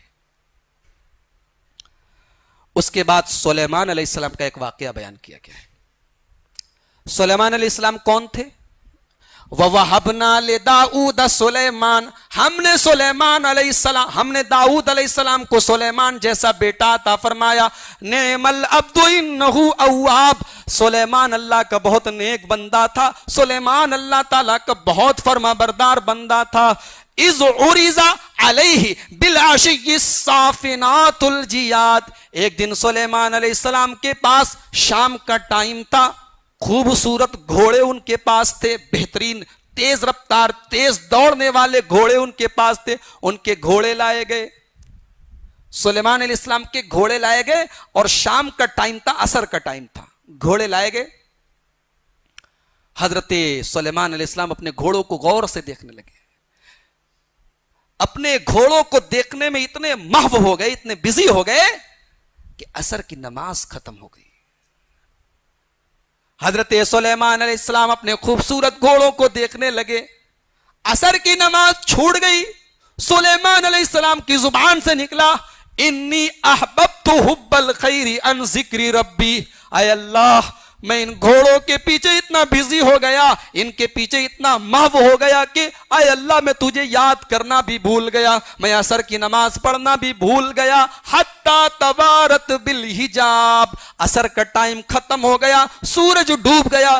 तब सुलेमान अलैहिस्सलाम को होश आया कि मैंने बहुत बड़ी गलती कर दी, इन घोड़ों में मैं इतना बिजी हो गया कि मैं सूरज डूब गया और मुझे पता भी नहीं चला। हजरत सुलेमान अलैहिस्सलाम ने कहा कि जरा उन घोड़ों को फिर से लेकर आओ। घोड़े चले गए थे। हजरत सुलेमान अलैहिस्सलाम ने फिर से घोड़ों को बुलवाया और तमाम घोड़ों को अल्लाह की राह में कत्ल करवा दिया, तमाम घोड़ों को ज़बह करवा दिया, एक तरफ से सबकी गर्दनें कटवा दी। कहा कि जो घोड़ा, जिस घोड़े की वजह से मैं अपने रब को भूल गया, मैं उस घोड़े को अपने पास नहीं रखूंगा। उन तमाम घोड़ों को लाइन से कत्ल करवा दिया। इससे एक नुक्ता मिला कि अगर दुनिया आखिरत से गाफिल करने लगे तो दुनिया बहुत बड़ा फितना है। अगर बीवी और बच्चे, अगर दुनिया का कारोबार, दुनिया की दौलत, दुनिया की रंगीनियां अगर हमें नमाज से गाफिल कर दें, अल्लाह के जिक्र से गाफिल कर दें, तो बहुत बड़ा फितना है और जितना जल्दी हो सके इसकी तलाफी कर देनी चाहिए, इसका इलाज कर देना चाहिए। यह इस आयत की एक तफसीर है। इस आयत की एक और तफसीर भी है। सुलेमान अलैहिस्सलाम के जो घोड़े थे, ये अल्लाह की राह में जिहाद वाले घोड़े थे, इनके जरिए जिहाद होता था। तो जब वो घोड़े आए तो सुलेमान अलैहिस्सलाम ने उन घोड़ों को गौर से देखा। तो सुलेमान अलैहिस्सलाम ने कहा, इन्नी अहबब्तुल खैरा अन जिक्र रब्बी। इन घोड़ों को देखकर मुझे अपना अल्लाह याद आ गया, अपना रब याद आ गया। इन घोड़ों को मैं अल्लाह की राह में जिहाद के लिए भेजता हूं, इनको देखकर मुझे अपना अल्लाह याद आ गया।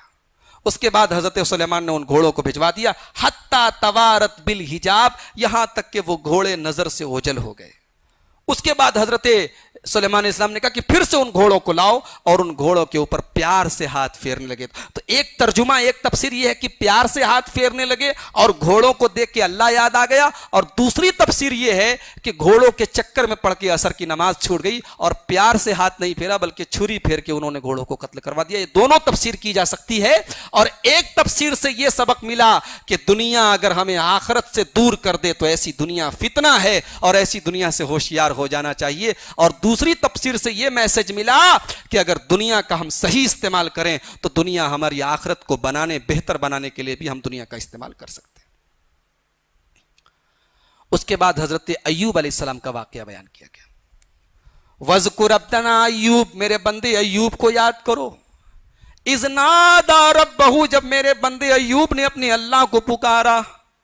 इन्नी मस्सनिय शैतानो बिनुस्बि व अज़ाब, आए अल्लाह, शैतान ने मुझे बड़ी तकलीफों में डाल दिया है। शैतान की वजह से मेरे पूरे बदन में जख्म में तकलीफ है। तकलीफ तो देने वाला अल्लाह है, बीमारी देने वाला अल्लाह है। हजरत अय्यूब अलैहिस्सलाम ने अपनी बीमारी के लिए शैतान का नाम क्यों लिया? यह अदब का तकाजा है कि जब कोई अच्छी चीज मिले, कोई नेमत मिले तो उसको अल्लाह की तरफ मंसूब किया जाए, और अगर कोई तकलीफ पहुंचे तो अल्लाह ताला के अदब का तकाजा है कि उसको अल्लाह ताला की तरफ मंसूब न किया जाए, उसको अपनी तरफ या शैतान की तरफ मंसूब कर लिया जाए। इसलिए कि जब भी कोई तकलीफ आती है तो इंसान की अपने नफ्स की शरारत या शैतान के बहकाने की वजह से भी आती है। हजरत अय्यूब अलैहिस्सलाम ने कहा कि अल्लाह, शैतान की वजह से मेरे पूरे बदन में बड़ी तकलीफ है, बड़ी परेशानी में हूं। अल्लाह ने कहा, उरुकुज बिरिजलिक, ऐ अय्यूब तुम अपने पैर को जमीन पर मारो। अय्यूब अलैहिस्सलाम ने बीमार हैं और इतने ज्यादा बीमार हैं कि बदन में कीड़े पड़ चुके हैं, बीवी बच्चे सब छोड़ के जा चुके हैं, एक बीवी उनके पास रहती है, वही बेचारी खिदमत करती है। हजरत अय्यूब अलैहिस्सलाम को अल्लाह ने हुक्म दिया, उरुकुज बिरिजलिक, ऐ अय्यूब तुम अपने पैर को जमीन के ऊपर मारो। हजरत अय्यूब ने पैर को जमीन पे मारा, जमीन से दो चश्मे निकल गए। हाजा मुगतसलुम बारिदुं व शराब, एक चश्मे से नहाने का पानी और एक चश्मे से पीने का पानी, एक से ठंडा ठंडा पानी नहाने के लिए निकल रहा है, एक से पीने के लिए निकल रहा है। अल्लाह ने कहा, एक कप पानी पी लो, एक से नहा लो। पी लोगे तो अंदर की बीमारी खत्म हो जाएगी, नहा लोगे तो बाहर की बीमारी खत्म हो जाएगी। हजरत अय्यूब अलैहिस्सलाम बिल्कुल ठीक हो गए। پورا بدن بیمار تھا, زخم تھے, جگہ جگہ مواد کیڑے پڑے ہوئے تھے. اس پانی سے نہا لیا, غسل کر لیا اور پانی پی لیا, پورا بدن ان کی پوری باڈی بالکل صحیح ہو گئی. اور اللہ تعالیٰ کہتا ہے وَوَهَبْنَا لَهُ أَهْلَهُ, اور ان کے بیوی بچوں سے زیادہ, پہلے جتنے بیوی بچے تھے اس سے زیادہ ہم نے بیوی بچے ان کو دیے. رحمتم منا وذکریٰ لأولی الالباب, اور ہم نے اپنی طرف سے ان کو مزید فضل و کرم عطا فرمایا. جب ایوب علیہ السلام بیمار تھے, بیمار آدمی تھوڑا سا چڑچڑا ہوتا ہے. اب بیچاری ایک بیوی تھی, ان کی وہی خدمت کرتی تھی. تو ایک دن اپنی بیوی پر کسی بات پہ غصہ آ گیا, تو کہا کہ اگر میں صحیح ہو گیا تو تجھے 100 کوڑے ماروں گا. کتنا ماروں گا؟ 100 کوڑے ماروں گا. بیچاری خدمت کر رہے, اس کو مارنے کی دھمکی دے رہے ہیں. اب جب صحیح ہو گئے تو اللہ تعالیٰ نے کہا ایک کام کرو, ایک جھاڑو لے لو. جھاڑو سمجھتے نا, 100 تنکے والی جھاڑو لے کے ایک جھاڑو مار دو. اپنی قسم مت توڑو, قسم کھائی تھی کہ اگر میں ٹھیک ہو گیا تو تیری مرمت کروں گا, 100 کوڑے تجھے ماروں گا. اب جب اللہ تعالیٰ نے صحت دے دی تو اللہ تعالیٰ نے اپنے بندے ایوب سے کہا کہ اے ایوب, تمہاری یہ بیوی تمہاری اتنی خدمت کرتی تھی اور تم نے قسم کھائی تھی کہ اس کو 100 کوڑے مارو گے, تو ایک کام کرو, تم ایک جھاڑو لے لو, جھاڑو جس کے اندر 100 تنکے ہوں. 100 تنکے کی جھاڑو لے کے ایک جھاڑو مار دو, تمہاری قسم بھی نہ ٹوٹے اور بات بھی ہو جائے. اس سے ایک سبق یہ ملا کہ اسلام بیوی کو مارنے کی اجازت نہیں دیتا ہے. حضرت ایوب علیہ السلام نے غصے میں آ کے کہہ دیا تھا, لیکن اللہ تعالیٰ نے ایسا راستہ نکال دیا کہ بیوی کو مار نہ کھانا پڑے. لہٰذا جو لوگ اپنی بیویوں کی مرمت کرتے ہیں وہ ہوشیار ہو جائیں. اسلام کے اندر یہ مناسب نہیں ہے. اسلام نے عورت کے اوپر ہاتھ اٹھانے کو بہتر قرار نہیں دیا ہے. ایک مرتبہ اللہ کے رسول صلی اللہ علیہ وسلم نے اپنے صحابہ سے کہا کہ اپنی عورتوں کے اوپر تم لوگ ہاتھ نہیں اٹھا سکتے, عورتوں کو مار نہیں سکتے. اب صحابہ کرام نے ہاتھ اٹھانا چھوڑ دیا بالکل. اب عورتیں جو تھی وہ شیر ہو گئی. عورتوں کی جو من مرضی میں آ رہا ہے کر رہی ہیں, اور ان کو پتا ہے کہ بھئی ہمارے شوہروں کے ہاتھ پیر تو بدے ہوئے ہیں, ہم جو جی چاہے کریں, یہ تو مار نہیں سکتے, ہاتھ نہیں اٹھا سکتے. صحابہ کرام اللہ کے نبی کے پاس آتے ہیں. ابو داؤد شریف کی روایت ہے, اے اللہ کے نبی آپ نے ہمیں مارنے سے منع کر دیا ہے, عورتوں نے تو حد پار کر دی ہے. زئرن النساء, اے اللہ کے نبی عورتوں کی ہمت بہت زیادہ بڑھ رہی ہے, آپ نے ہمیں مارنے سے منع کر دیا ہے, بتائیے ہم کیا کریں. نبی اکرم نے فرمایا فرخص فی ضربہن, جاؤ اگر کبھی بہت زیادہ پریشان کرے تو تھوڑا بہت مار لیا کرو, تھوڑا بہت مار لیا کرو. مارنے کی اجازت آپ نے دے دی. حدیث کے الفاظ ہیں, اگلے دن اللہ کے نبی کے گھر پہ ڈھیر ساری عورتیں اکٹھا ہو گئیں اور سب کی سب اپنے شوہروں کی شکایت لے کے آئی تھی. سب کی پٹائی ہوئی تھی, کئی ہفتوں کا غبار نکلا تھا, سب شکایت لے کر آئی تھی. یشکون ازواجہن, اے اللہ کے رسول ہمارے شوہروں نے ہمارے اوپر ہاتھ اٹھایا ہے. نبی اکرم صلی اللہ علیہ وسلم مسجد میں آتے, اپنے صحابہ کو جمع کرتے ہیں, اپنے منبر پر کھڑے ہوتے اور اپنے صحابہ سے کہتے ہو میرے صحابہ, میرے گھر پہ بہت ساری عورتیں آئی ہیں, وہ اپنے شوہروں کی شکایت لے کر آئی ہیں کہ ان کے شوہروں نے ان کے اوپر ہاتھ اٹھایا ہے. اے میرے صحابہ کان کھول کر سن لو, جو لوگ اپنی بیویوں کے اوپر ہاتھ اٹھاتے اولئک لیسوا بخیارکم, وہ اچھے لوگ نہیں ہیں, وہ اسلام کی نظر میں, وہ میری نظر میں اچھے لوگ نہیں ہیں جو اپنی بیویوں کے اوپر ہاتھ اٹھائیں. یہ ہے اسلام.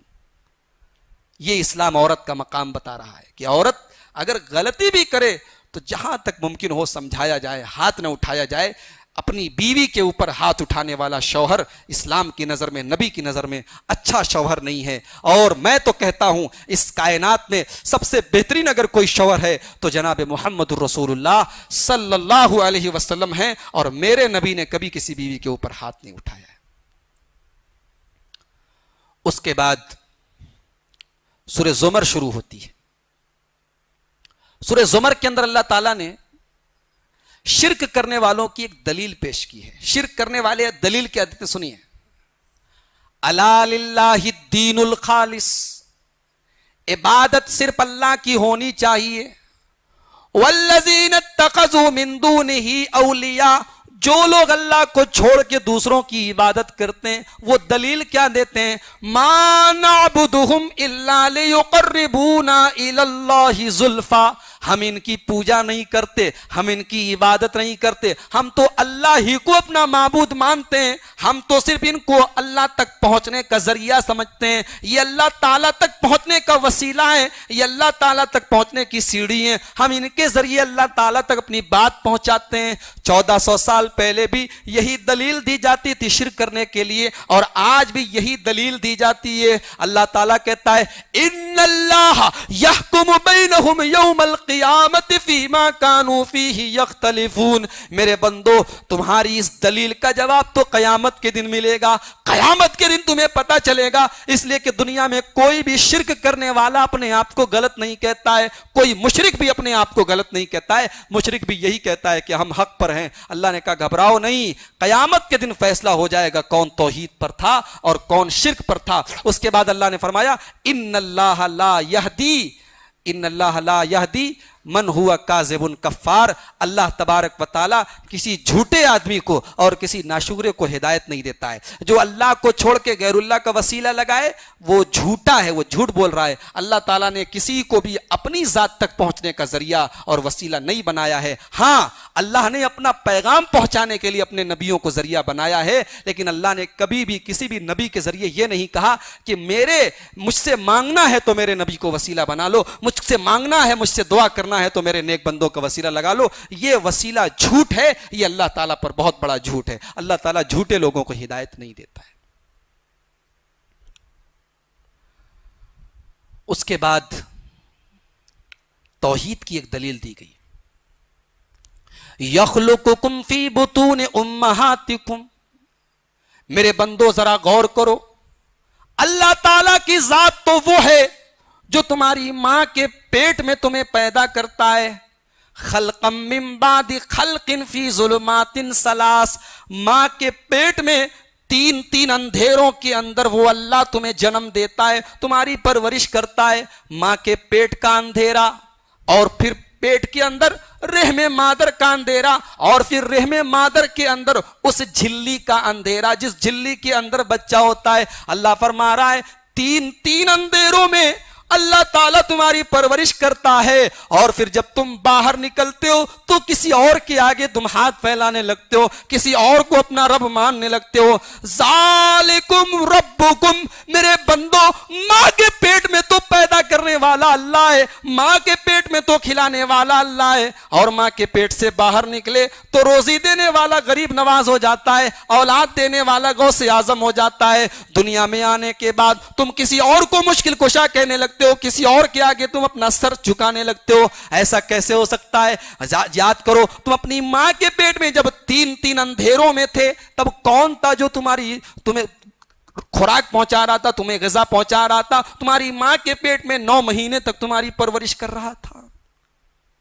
عجیب بات نہیں ہے؟ ماں کے پیٹ میں تو وہی کھلا رہا ہے، اور باہر نکلے تو بہت سارے کھلانے والے ہو گئے، بہت سارے خدا ہو گئے، بہت سارے رب ہو گئے۔ اللہ نے اس کو توحید کی دلیل بتایا ہے کہ جو اللہ ماں کے پیٹ میں کھلا رہا ہے وہی باہر بھی کھلا رہا ہے، جو وہاں پال رہا ہے وہی باہر بھی پال رہا ہے۔ اس کے بعد ایمان والوں کی ایک نشانی بتائی گئی،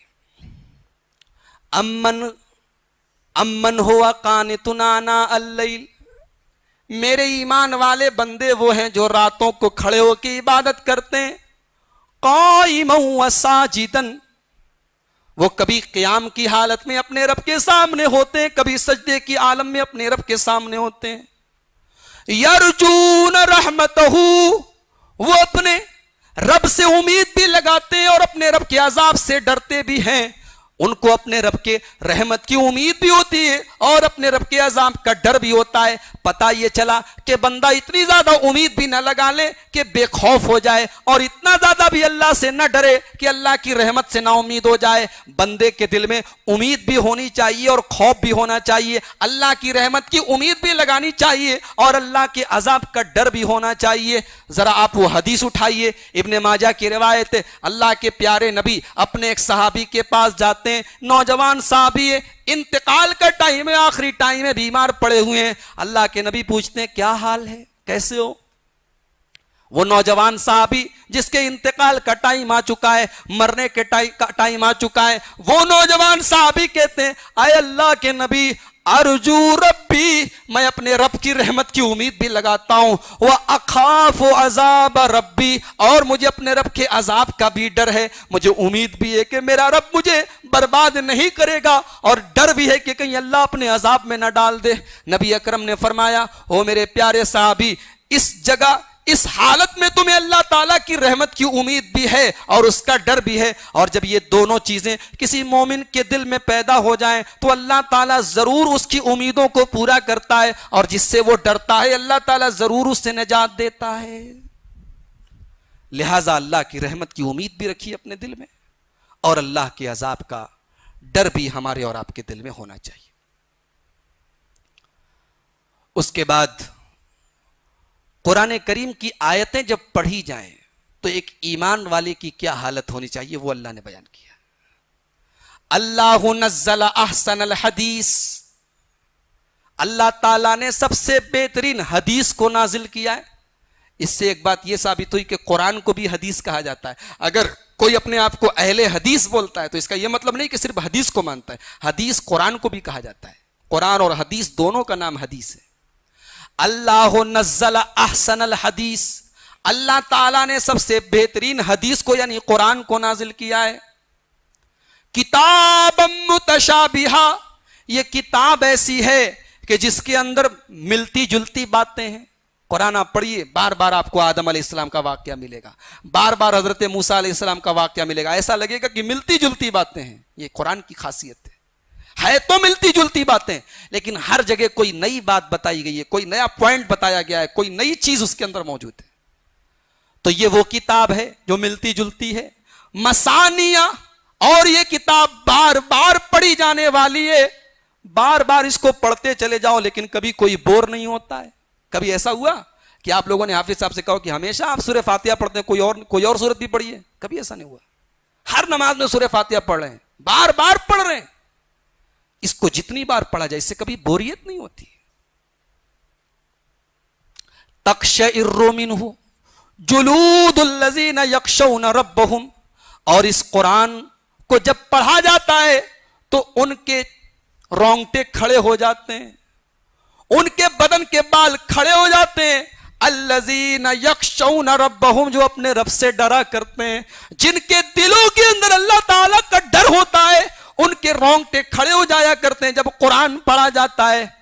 وَتَلِينُ جُلُودُهُمْ وَقُلُوبُهُمْ إِلَىٰ ذِكْرِ اللَّهِ, اور جب قرآن پڑھا جاتا ہے تو اللہ تعالیٰ سے ڈرنے والوں کی چمڑیاں, ان کے چمڑے اور ان کے دل اللہ تعالیٰ کے لیے نرم ہو جاتے ہیں. ان کے دلوں میں بھی اللہ تعالیٰ کا ڈر پیدا ہو جاتا ہے اور ان کے چمڑے بھی اللہ تعالیٰ کے آگے جھکنے لگتے ہیں. یہ ہے ایمان والوں کی خاصیت.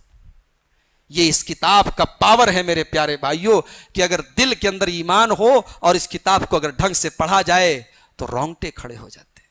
یہ معمولی کتاب نہیں ہے, یہ وہی کتاب ہے جس کے بارے میں اللہ نے فرمایا لو انزلنا ھذا القرآن علی جبل لرأیتہ خاشعا, اگر ہم نے اس قرآن کو کسی پہاڑ کے اوپر بھی نازل کیا ہوتا تو پہاڑ بھی اللہ تعالیٰ کے ڈر سے, خوف سے چور چور ہو جاتا, ریزہ ریزہ ہو جاتا. مگر انسانوں کے دل کو دیکھو, انسانوں کے دلوں کے اوپر آج اس قرآن کا کوئی اثر نہیں ہو رہا ہے. اس کا مطلب یہ ہوا کہ پہاڑ سے بھی زیادہ کٹھور اور سخت آج ہمارے دل ہو چکے ہیں.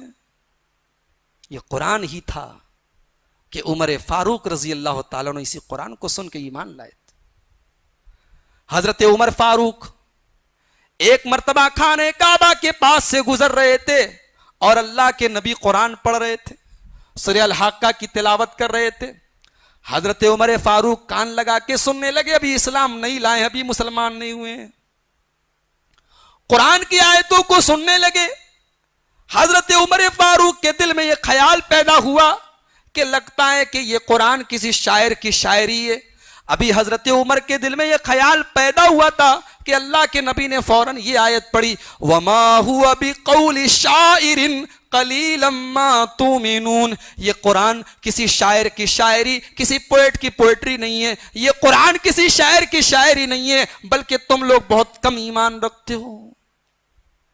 جب یہ خیال غلط ہو گیا تو حضرت عمر کے دل میں پیدا ہوا کہ ضرور یہ قرآن کسی جادوگر کا جادو ہے. ابھی یہ خیال پیدا ہوا تھا کہ اللہ کے نبی نے یہ آیت پڑھی وَلَا بِقَوْلِ كَاهِنٍ قَلِيلًا مَا تَذَكَّرُونَ. یہ قرآن کسی جادوگر کا جادو نہیں ہے، یہ قرآن کسی کا منتر نہیں ہے. تنزیلا من رب العالمین. یہ قرآن تو اللہ تعالیٰ کا کلام ہے جو رب العالمین نے نازل کیا ہے. عمر فاروق کے دل پہ چوٹ لگی. قرآن ان کے دل میں داخل ہو گیا، لیکن بڑے پکے تھے، اتنا جلدی ایمان نہیں لائے. ایک دن پتا چلا کہ میری بہن بھی اسلام لے آئی ہے. نکلے تھے گھر سے اللہ کے نبی کو قتل کرنے کے لیے تلوار لے کے. راستے میں ایک صحابی ملے، پوچھے کہاں جا رہے ہو عمر؟ کہا کہ میں جا رہا ہوں محمد الرسول اللہ کا کام ختم کرنے، ان کو قتل کرنے. صحابی ڈر گئے، ان کا ارادہ بدلنے کے لیے کہا اے عمر پہلے اپنے گھر تو جاؤ، تمہاری بہن بھی اسلام لا چکی ہے، تمہاری بہن اور بہنوئی بھی اسلام لے آئے. حضرت عمر نے راستہ چینج کر دیا، اللہ کے نبی سے ملنے کے لیے جا رہے تھے، اب اپنی بہن کے گھر کی طرف چل دیے. بہن اور بہنوئی دونوں گھر میں بیٹھ کے قرآن پڑھ رہے تھے. یہ دروازے پر پہنچے، دروازہ کھٹکھٹایا، بہن کو آواز دی فاطمہ ادھر آؤ. بہن نے حضرت عمر کی آواز سنی. عمر فاروق اس زمانے میں بھی کڑک تھے، ان کی آواز سن کے لوگ کام جایا کرتے تھے. بہن ڈر گئی، فوراً قرآن کے وہ پنے، قرآن کے وہ اوراق جو تلاوت کر رہی تھی فوراً اس کو لپیٹ کے کہیں پر رکھ دیا اور دروازہ کھولتی ہے. عمر فاروق نے دروازہ کھولا، کہا کیا پڑھ رہی تھی؟ کہا کہ کچھ نہیں پڑھ رہی تھی. کہا جھوٹ مت بولو، مجھے پتا چل چکا ہے کہ تم اسلام لا چکی تھی اور تم قرآن پڑھ رہی تھی. عمر فاروق کی بہن جو کبھی اپنے بھائی سے آنکھ ملا کے بات بھی نہیں کرتی تھی، عمر فاروق کی آنکھ میں آنکھ ملا کر کہتی ہے ہاں اے میرے بھائی عمر، تم نے بالکل صحیح سنا ہے، ہم اسلام لا چکے ہیں اور واقعی میں ہم قرآن پڑھ رہے تھے. حضرت عمر فاروق نے بہن کو مارنا شروع کیا. تو ایمان لے آئی، تو محمد کا دین قبول کر بیٹھی، بہن کو مارا، بہنوئی کو مارا، بہنوئی کے سر سے خون بہنے لگا. بہن نے چلا کے کہا اے عمر سن لے، تو جان بھی لے لے لیکن تو سن لے، ایمان کو اب ہمارے دلوں سے تو نہیں نکال سکتا ہے. اے عمر ہم اسلام لا چکے ہیں. عمر فاروق 2 منٹ کے لیے سوچنے لگے کہ وہ میری بہن جو کل تک میرے آگے بھیگی بلی بنی رہتی تھی، اس بہن کے اندر اتنا پاور کہاں سے آ گیا کہ آج اپنے بھائی سے آنکھوں میں آنکھیں ملا کے بات کر رہی ہے. کہا اچھا تم جو قرآن پڑھ رہی تھی ذرا وہ قرآن مجھے پڑھ کے سناؤ. حضرت عمر کے بہنوئی نے قرآن کھولا اور سورہ طٰہٰ کی آیتیں پڑھنے لگے. طٰہٰ ما انزلنا علیک القرآن لتشقی. اے میرے نبی ہم نے یہ قرآن آپ کے اوپر اس لیے نہیں اتارا ہے کہ آپ مصیبت میں پڑ جائیں. الا تذکرۃ لمن یخشی. اے میرے نبی یہ قرآن تو نصیحت ہے، یہ قرآن تو یاد دہانی ہے ہر اس آدمی کے لیے جس کے دل میں ڈر پیدا ہو جائے. قرآن پڑھتے چلے گئے. حضرت عمر کے بہنوئی اور عمر کا دل موم بنتا چلا گیا. جب حضرت عمر کے بہنوئی حضرت سعید نے قرآن کی تلاوت ختم کیے، عمر فاروق کی آنکھوں سے آنسو بہ رہے ہیں. کہا کہ چلو مجھے بھی محمد الرسول اللہ کے پاس لے کر چلو، میں بھی اسلام قبول کرنا چاہتا ہوں. حضرت عمر کے بہنوئی جب ان کو لے کر پہنچتے ہیں، اللہ کے نبی اپنے صحابہ کے ساتھ ایک صحابی کے مکان میں ہیں، چھپے ہوئے ہیں. اندر دروازے سے دیکھتے ہیں کہ حضرت عمر فاروق آ رہے ہیں. حضرت حمزہ کہتے ہیں کون آ رہا ہے؟ پتہ لگا کہ حضرت عمر آ رہے ہیں. کہا اگر عمر آ رہے ہیں تو آنے دو، اگر غلط مقصد سے آ رہے ہیں تو ہمارے پاس بھی تلواریں. عمر فاروق آتے ہیں سر جھکائے ہوئے ہیں. اے اللہ کے نبی میں آپ کو قتل کرنے کے مقصد سے گھر سے نکلا تھا، لیکن میں اسلام لانا چاہتا ہوں. اشہد ان لا الہ الا اللہ واشہد ان محمدًا عبدہ ورسولہ. یہ ہے اللہ کا کلام جس نے پتھر دلوں کو موم کیا ہے. میرے پیارے بھائیو، جس نے دلوں کی دنیا بدلی ہے. ہم بدنصیب ہیں، کہ وہ دولت آج ہمارے پاس ہے، فری میں ملی ہے، ہمیں نہ بیٹوں کو قربان کرنا پڑا ہے، نہ بیوی کو قربان کرنا پڑا ہے، نہ گھر قربان کرنا پڑا ہے، اس لیے اس دولت کی قدر نہیں ہے ہمیں۔ آؤ اس قدر کی رات میں ہم یہ عزم کریں کہ ہم اس قرآن کی قدر کریں گے انشاءاللہ۔ آؤ آج کی اس رات میں ہم یہ عہد کریں کہ اپنی زندگی میں اس قرآن کا ہم حق ادا کرنے کی کوشش کریں گے، اس کی تلاوت کریں گے، اس پر غور کریں گے، اس کی نصیحتوں پر عمل کریں گے انشاءاللہ۔ آؤ ہم اللہ سے یہ دعا کریں، اللہ آج کی اس مبارک رات میں ہم سب کے یہاں پہ جمع ہونے کو قبول فرمائے، اللہ ہماری ہر قسم کی عبادت کو قبول فرمائے، اللہ ہماری عبادتوں کو ریاکاری سے بچائے، اللہ ہمیں اس مبارک مہینے کی ان مبارک راتوں میں اپنا زیادہ سے زیادہ ذکر کرنے، قرآن کی تلاوت کرنے، اپنے آگے سجدہ کرنے اور اپنی بارگاہ میں ہاتھ پھیلانے کی ہم سب کو توفیق عطا فرمائے، اللہ ہم سب کی جائز مرادوں کو پورا فرمائے۔ اے اللہ ہم تجھ سے وہی دعا کرتے ہیں جو تیرے نبی نے ہمیں اس رات میں پڑھنے کی تعلیم دی ہے، اللہم انک عفو تحب العفو فاعف عنا، اے اللہ تو بہت زیادہ معاف کرنے والا ہے، معافی کو پسند کرتا ہے، پروردگار تو ہم سب کو بھی معاف فرما دے۔ اے اللہ ہم تجھ سے تیری رحمت کا سوال کرتے ہیں، تیری مغفرت کا سوال کرتے ہیں، اے اللہ تو ہمیں جہنم سے بچا اور جنت عطا فرما، اے اللہ تو ہمیں فائدہ پہنچانے والا علم عطا فرما، ہم سب کو کشادہ روزی عطا فرما، اے اللہ تو ہم سب کو ایسا عمل عطا فرما جو تیری بارگاہ میں قبول کیا جائے، اے اللہ ہمارے دلوں میں اپنا تقوی پیدا فرما دے، اے اللہ ہمارے دلوں کو پاک صاف کر دے، اے اللہ ہمارے روزوں کو، ہمارو قیام اللیل کو، ہماری تراویح تہجد، ہماری تمام عبادتوں کو قبول فرما لے، اے اللہ ہمارے جو نوجوان بچے اعتکاف میں بیٹھے ہیں، اے اللہ تو واقعی میں ان کی زندگیوں کو، ان کے دلوں کو اے اللہ تو اپنی ذات سے جوڑ دے، اے اللہ ان کے دلوں میں اپنا خوف اور ڈر پیدا فرما دے، اے اللہ ہماری ماؤں بہنوں کی عبادتوں کو بھی قبول فرما لے، اے اللہ ہماری زندگی کو رمضان کے جیسی زندگی باقی سال کے 11 مہینے بھی ہمیں گزارنے کی توفیق عطا فرما، اے اللہ آج اس مہینے میں ہم تیرے لیے حلال چیزوں کو چھوڑتے ہیں، تو اپنے لیے ہمیں حرام بھی چھوڑنے کی توفیق عطا فرما، اے اللہ ہمیں حلال روزی کمانے کی، حلال کاروبار کرنے کی، حلال طریقے سے پیسہ کمانے کی ہم سب کو توفیق عطا فرما، اے اللہ ہم سب کو اتنا حلال دے دے کہ تیرے حرام کی ہمیں تو اپنا اتنا حلال دے دے کہ ہم حرام کی طرف رخ بھی نہ کریں، حرام سے تو ہم سب کو بے نیاز کر دے، اے اللہ تو قرآن کو ہمارے دلوں کا نور بنا دے، ہماری آنکھوں کی ٹھنڈک بنا دے، ہمارے غموں کا علاج بنا دے، اے اللہ ہم تیرے تمام ناموں کے وسیلے سے تجھ سے دعا کرتے ہیں، اللہ تو رحمان ہے، تو ہم پر رحم فرما، تو رزاق ہے، ہمیں روزی عطا فرما، اے اللہ تو وہاب ہے، ہم میں سے جو اولاد سے محروم ہے انہیں اولاد نصیب فرما، اے اللہ تو علی کل شیء قدیر ہے، تو مصیبتوں کو دور کرنے والا ہے، اے اللہ ہم میں سے جو لوگ کسی بھی قسم کی ذہنی جسمانی تکلیف میں ہیں، پروردگار ان کی تکلیفوں کو دور فرما دے، اے اللہ جو بھی بیمار ہیں، کسی بھی طریقے کی بیماری میں ہیں، اے اللہ تو ایسی شفا ان کو عطا فرما کہ بعد میں ان کو کبھی کوئی بیماری نہ آئے، اے اللہ جو ہم میں سے انتقال کر چکے ہیں، دنیا سے جا چکے ہیں، اے اللہ تو ان کی قبروں میں ان کو سکون عطا فرما، اے اللہ تو ان کے حساب و کتاب میں آسانی پیدا فرما، جو مر چکے ہیں، دنیا سے جا چکے ہیں، اے اللہ تو ان کی بخشش فرما، جو دنیا میں موجود ہیں اے اللہ تو ان کو جنت میں لے جانے والا عمل کرنے کی توفیق عطا فرما، اے اللہ اس مقدس مہینے کی ان مبارک راتوں میں تو اپنے غریب کمزور اور محتاج بندوں کی بھی تو خبرگیری فرما، اے اللہ ان کی مشکلوں کو آسان فرما، اے اللہ جو امت کے اندر مالدار لوگ ہیں، جو مالدار اور خوشحال لوگ ہیں، ان کو اپنے غریب اور ضرورت مند بھائیوں کی بھی مدد کرنے کی توفیق عطا فرما، اے اللہ دنیا کے بہت سارے ملک ایسے ہیں، بہت سارے علاقے ایسے ہیں جہاں تیرے بندے بغیر سحری کا روزہ رہتے ہیں، جہاں تیرے بندے بغیر کچھ کھائے پیے پانی کے چند قطروں پر افطار کرتے ہیں، اے اللہ اپنے ان بندوں کے روزوں کو آسان کر دے، اے اللہ جہاں موسم کی شدت اور گرمی سے لوگ بے حال ہیں ان کے لیے روزوں کو آسان فرما دے، اے اللہ دنیا کے ہر ملک میں تو امن اور چین اور سکون کے ساتھ مسلمانوں کو رہنے کی توفیق عطا فرما،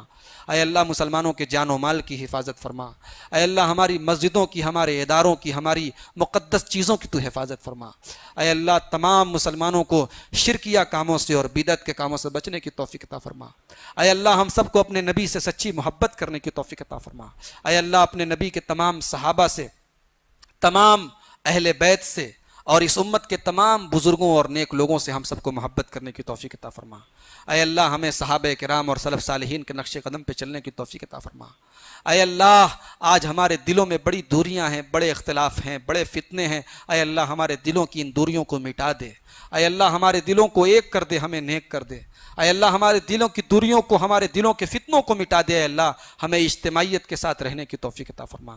اے اللہ ہمیں اپنے دین پر، اپنے کلمے پر ہم سب کو متحد ہونے کی توفیق عطا فرما.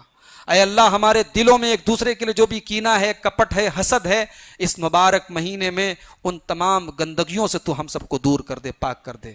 اے اللہ ہم نے اپنی جانوں پر بڑا ظلم کیا ہے، تو نے نہیں بخشا، تو نے رحم نہیں کیا، تو اے اللہ ہم کہاں جائیں گے؟ کس کا سہارا ہے؟ اے اللہ صرف تیرا سہارا ہے.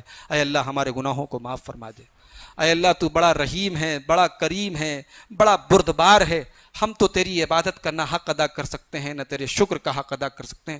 ہماری یہ ٹوٹی پھوٹی عبادتیں، بس ہم یہ دعا کرتے ہیں کہ تیری بارگاہ میں قبول ہو جائیں. ربنا تقبل منا انک انت السمیع العلیم وتب علینا انک انت التواب الرحیم. وصلی اللہ تعالی علی خیر خلقہ محمد وآلہ وصحبہ اجمعین. والسلام علیکم ورحمۃ اللہ.